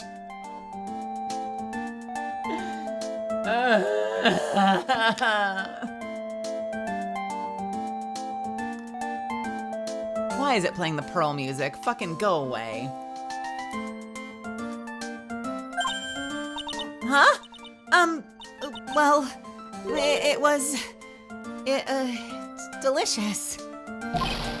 Yeah? That's what she said? Really? Well, not exactly. Don't worry about it, pal. I figured something would happen, so I came prepared. Prepared? What do you mean? I made a jumbo lunchbox. Oh. Do me a favor again, huh, pal? And deliver this? This sure is a heavy burden. In more ways than one. I can just imagine Maggie's little eyes sparkling with joy when you bring her that. Weenies again, Nick. Tell me we don't have to eat all those weenies, too. Gumshoe's lunchbox given to Maya. Again. A tenderly handmade lunchbox fill the stomach with love. I'm sorry, fills the stomach with love and plenty of weenies. I really can't eat anymore. Oh, man. All right. Oh, boy. She's gone. All right. I bet I know what that's for. All right, I'm going to make a prediction right now. The second weenies container is going to be our proof after the case, after she gets acquitted, that Gumshoe really cares about her. That it's going to be the final end of game evidence to reassure her. I'm calling it right now. All right, we're going back to... So we don't have the chef. So we're gonna go talk to Cadaverini, I think, because I think we know her name now.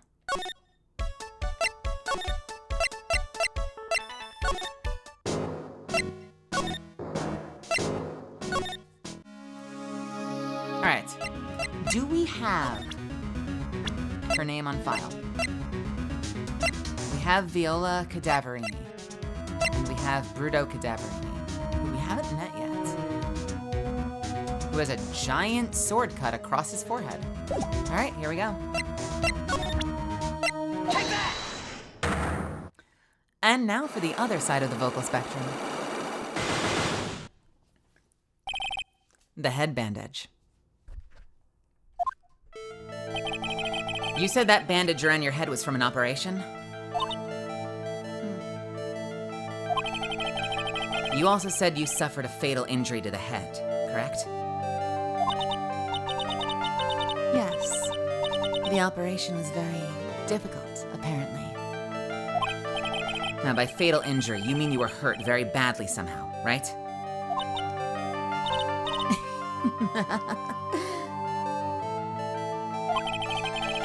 Did the injury in question have something to do with this?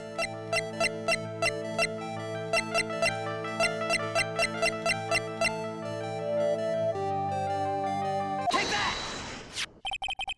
I have here a car repair bill. From this, it seems pretty obvious that this car was involved in an accident. Let me see that. Huh.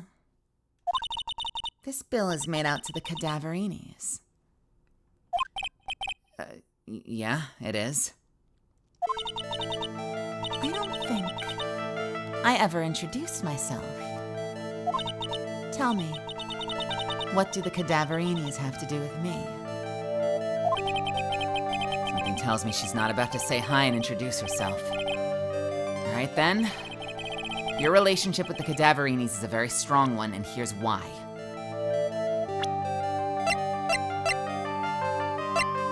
Take that! I know exactly who you are. Viola Cadaverini. You sustained that injury in a traffic accident, didn't you? It happened about 4 months ago. I was driving one of our family cars when someone pulled out in front of me. It was a motorbike, or something like that. I don't remember it much. Anyway, I swerved to try to avoid it, but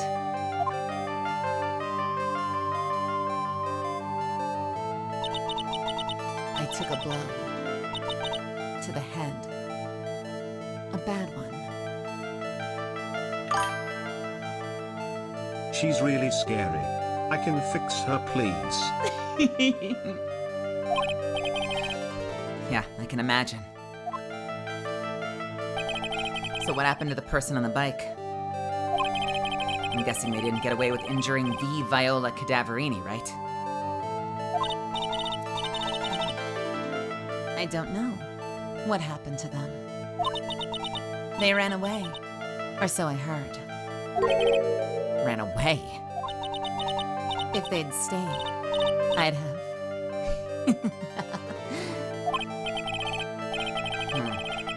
Is that possible? Could the person who committed the hit and run have been? It has to be, right? His bike is fucked up. Take that!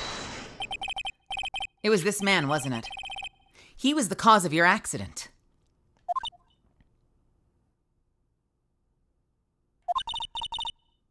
It wasn't Don Tigre.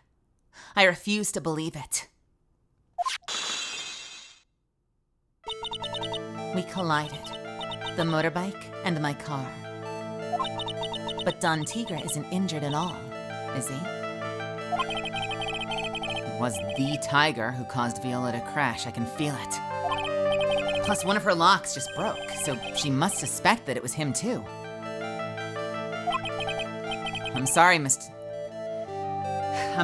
Cadaverini. But I have proof that the tiger was involved in a traffic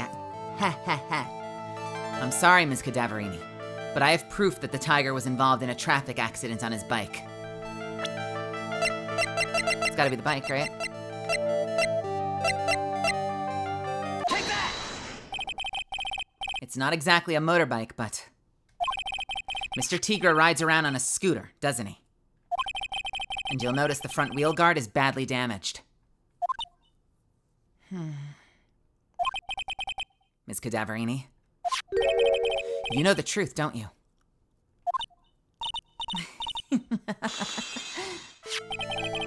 This repair bill was paid by Furio Tigre. The Cadaverinis have known for ages who caused the accident, haven't they?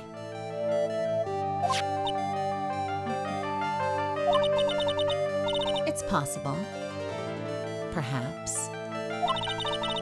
Somewhere inside of me, I know that may be true. I knew it. But Don Tigre saved my life. The operation was very complicated. It was very, very expensive. How much are we talking? Very, very, very expensive. She seems kind of hesitant about giving me the actual figure. I should back off. All right, well, anyway, it was the tiger who paid for it, right? After I recovered, Don Tigre told me. He said he paid for the operation because he cared about me. I believe him. Really? But do you honestly believe that to be true?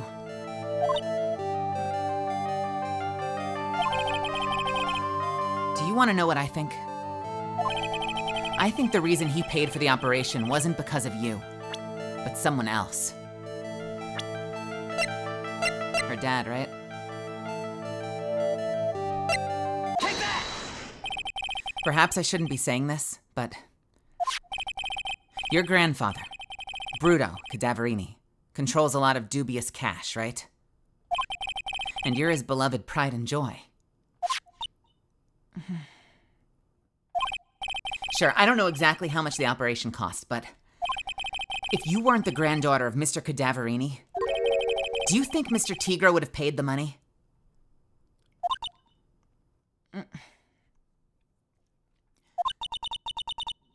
$1 million.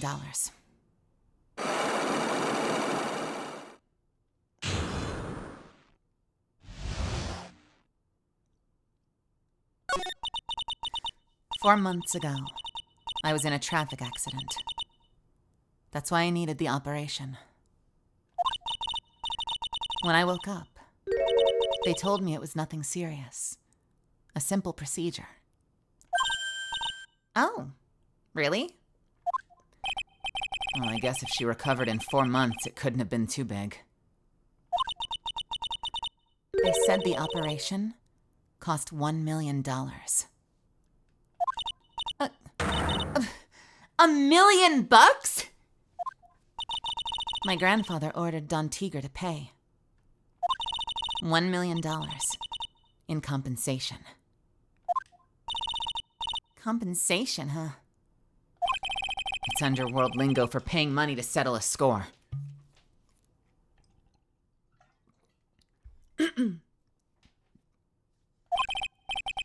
Basically, pay or get into some serious trouble.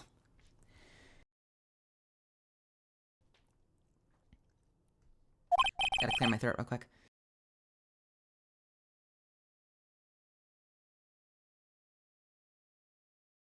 Basically, pay or settle. Basically, pay that money to settle the score. But $1 million? This has to be related to our poisoning case somehow.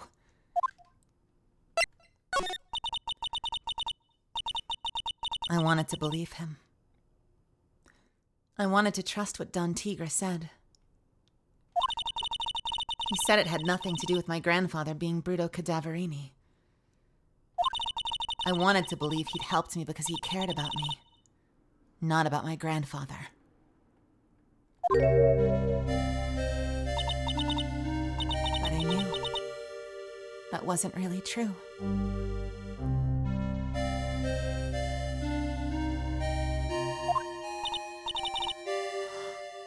Oh, wow. I'm so sorry. What he did to get the money was evil.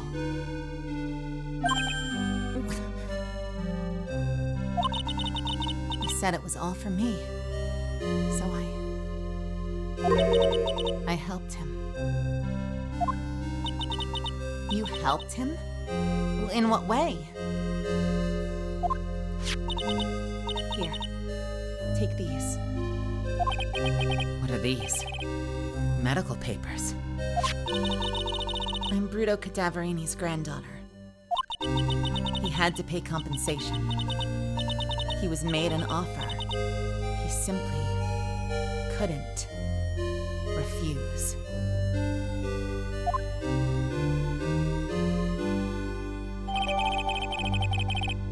Viola's medical papers. A $1 million bill for cranial surgery. Payment was due last year. Wow. I feel so bad for Viola. It's inexcusable. Huh? There are two things that I consider inexcusable. Poisoning and betrayal. Only a coward would hurt people using either of these tactics. Is everything all right, Nick? We should get going. Right after we finish our espresso. Yeah. I won't need to convince Viola of anything else, so I guess I can get rid of this. Right after we finish our espresso. Repair bill thrown into the trash. Wow, that's depressing.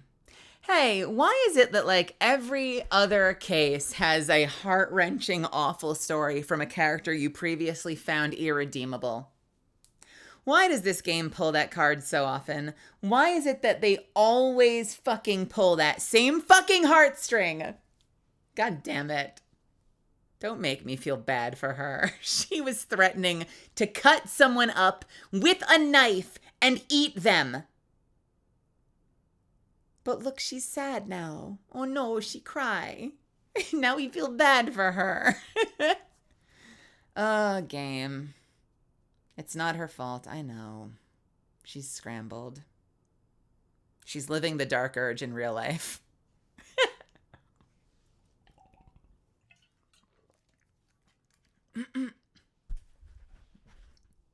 All right. God forbid a woman do anything. All she wants is to cut up and eat her victims, but no! Fucking woman living in a man's world just trying to eat some motherfuckers. All right, let's get out of here. Let's get out of here, chat. Let's go. We're done here. Oh, we're not done here. Don't make me do him again. I want to go. It's time to go. December 7th, très bien. Oh, bonjour! I have been waiting for you to return. Mr. Armstrong. Oh, well, good timing. I was hoping to find you here. We'd like to ask you a few questions. Well, he hasn't gotten anything to say to you fellas. No, yous, fellas. That is not Gatto. That is Furio. Sorry, I thought it was going to be Gatto again. All right, take two. This is the second voice I was hoping not to do again. Well, he ain't got anything to say to you fellas. Oh, it's Zinyope. Who you calling Ziniope? Oh, come out from under the table already, Maya. Okay, hand it over. What? Yous wanna play games with me? I don't recommend that. The medical papers, now! Uh-oh. I think he wants Viola Cadaverini's papers back. You mean don't show him? Oh, you fucking imbecile. You absolute chode. You fucking nincompoop. You idiotic freaking fuckface. All right. I guess we're getting beaten up again. You mean this? The $1 million medical papers?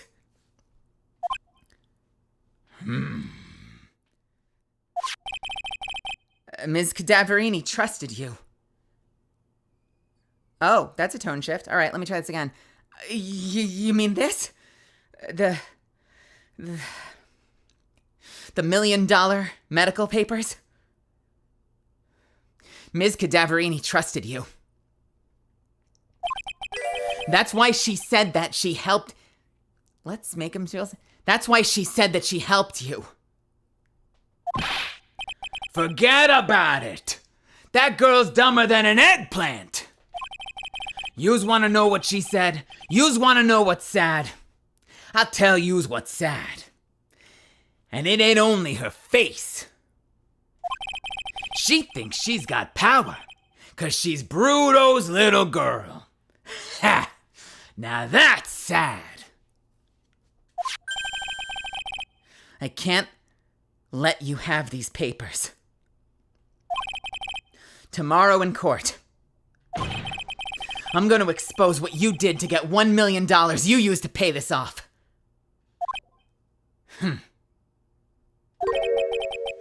Are you crazy or something? I don't care if you want to give it to me or not. There's 2 of us here. You got that? 2.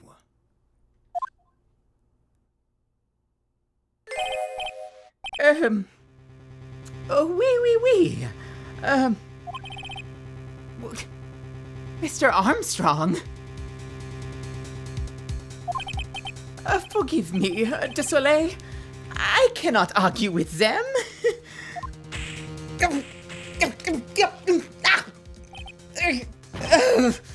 That really hurt.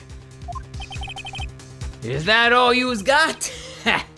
I'll be taking those papers now. Armstrong, get that lighter. Wait. Don't take it too hard, Phoenix Wright. That was so stupid. I shouldn't have let my guard down. Those medical papers were vital evidence.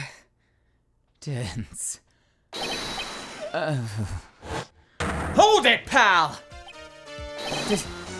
Detective Gumshoe. Detective? You think you're gonna stop me, copper? Beat it! Rawr! Whoa, whoa, whoa! Come on, Gumshoe! Keep it to... Wait, oh no, he's talking to himself, okay. Whoa! Okay, come on, Gumshoe. Keep it together. Hey, you guys! Get out of here! Leave it to me! You leave this guy to me! But... Go, pal! And take this! If you get hurt, who's gonna look after Maggie, huh? All right. Thanks, Gumshoe. Wait, Nick! Don't leave me behind!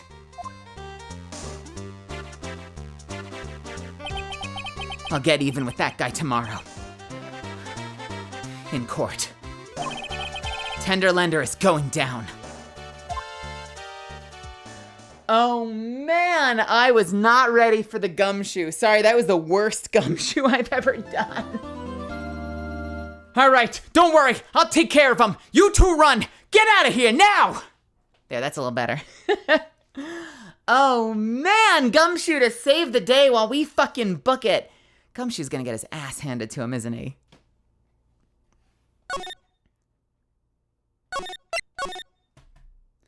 Unreal. What a frickin' day.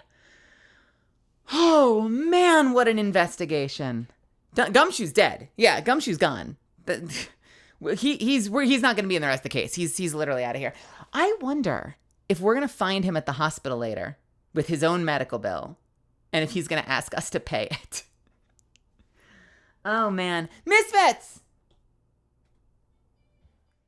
Thank you so much for hanging out with me tonight. Hey, listen, I gotta go. My voice is shot. I don't normally make non-finales 3-day cases, but we gotta stop. We gotta get out of here. So, next week, we are going to have part 3 of the Ace Attorney series. We're gonna continue and finish Recipe for the Turnabout on next Friday. So next Friday might be a shorter case.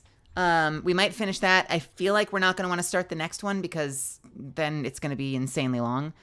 So we'll probably end up doing like a 2-parter where we do a couple of hours of Ace Attorney, and then like if it's like 4 hours, we might call it. But if it's only like 2.5 hours, we'll just jump into some other game, play something else. Sound good? But Mom, we need more Viola. What do you want her to do? Do you want her to cut you up into little pieces and grill you like steak? Is that what you'd like her to do to you? If you want, you could have some of my coffee. It's very, very good coffee. You should probably not drink it on second thought. But Mom, we need more Zen. Oh, shut up. That's not it. Who the fuck was that? Oh, shut up. We had a lot of Zen. We can't always be talking as Zen. I have a personality. You fucks. If you make me talk as Zen all the time, I won't be able to express my individuality. I won't be able to express my individuality. And don't think I didn't see you. I know what you did. Are you going to deny it? Are you going to try to tell me you didn't all press 1 when one of you suggested that we have a toggle where I have to speak as Zen for a period of time? Is that what you want? Is that some kind of debut feature that you want? You want some kind of feature that takes all the life out of my voice? So I have to talk as Zen for some period of time? Is that what you want? All right. I'm not going to lie. I'm going to be really honest with you. I mean it. Zen says that a lot, doesn't she? I mean it. I'm going to be really honest with you. Like, totally honest. This is the truth. Are you ready? It would have to be a very short timer. I mean it. Like, I'm being really serious right now. It would have to be a really short timer, with a long cooldown, or else I might lose my mind. Do we have a deal? Yeah. All right, Misfits, I am out of here. Thank you so much for hanging out tonight. Hey, I'm serious. Thank you for coming to this performance. You know how much I like doing these Saturday streams. I felt so bad for a minute when we got a late start, and I was ready to call it off for the week, but I am so glad that I stuck around and did it. I'm so glad we got to do this stream. I hope you guys had fun. This is probably like the weirdest case as far as voices go that I feel like I've ever done. So, oh man, I cannot wait for this one to be over. It's fun. It's fun. The finale is going to be great, but my God, I need a break. I need some easier voices. I chose them. It's my own fault. You have done this to yourself. But thanks for supporting me. Thank you for hanging out with me tonight. Thanks for coming to the stream. Thank you for any new follows. If you've joined me tonight for the first time, I hope I get to see more of you. Thank you for the bits. Thank you for the donations, especially Brutus. Thank you so much for the donations. Thank you for the subs, the gifted subs. You guys are fucking awesome. What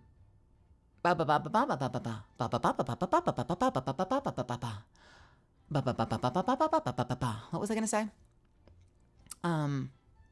Hey, if you're new here, that's what I was gonna say. If you're new here and you had fun, I don't just do performance streams. That is my Friday stream. I do a lot of variety streaming. I do a lot of single player, FPS games, usually PvE FPS. I like Apex. I play it once in a while. We've been playing Destiny. We've been playing Baldur's Gate, which we desperately need to get back to because we are losing time. So if you had fun, if you enjoyed the vibe, I hope you stick around. I would love to see more of you. Please consider, if you haven't yet, if you can hear the sound of my voice and you haven't hit the follow button, what's wrong with you? Press the button. Follow me. I'm trying to get to 10K. Misfits, we are so close. We are so close to 10K. And I really want to hit it. It's going to be a huge milestone, and I'm so excited about it. So yeah, feel free to join the Discord as well. We have a really cool community. It's super active. You get to hang out with these folks, and they're fucking awesome. The Misfits are an amazing community. And you can follow me on Twitter if you like. I don't tweet a whole lot. I usually will post role announcements, or I'll meme, or I'll bitch about something that's going wrong in my life. But, you know, I'm pretty honest and upfront. I'm pretty real on there. So I won't spam your feed. And if you just want to get in my head a little bit more, even if I'm occasionally sad, go follow me on Twitter. All right. Who are we gonna go hang out with?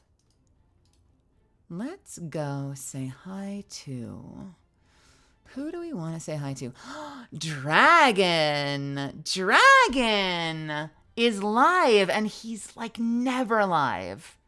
I think he's trying to do more often. He is playing Apex Legends. So let's go say hi to Dragon Names, all right? I want you to do this for me when you get there. We're going to make a message. Let's go, Dragon!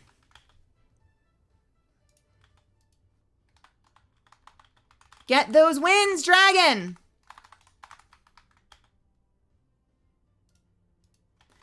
You got this, Dragon! I'm gonna add an exclamation point every single time.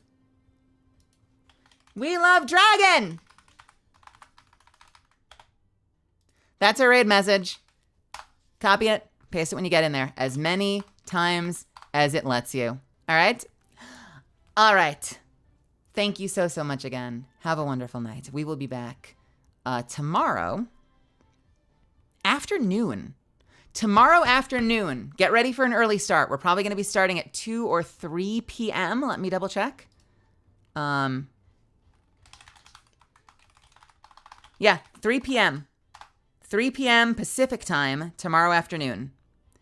And I will see you there. I'm going to be playing Murky Divers for the first time with Shark and Dragon and someone else. It'll be fun. All right, my loves. Mwah. Have a wonderful night. Take care. Be kind to yourselves. Stay hydrated. I love y'all. And I'll see you next time. Bye.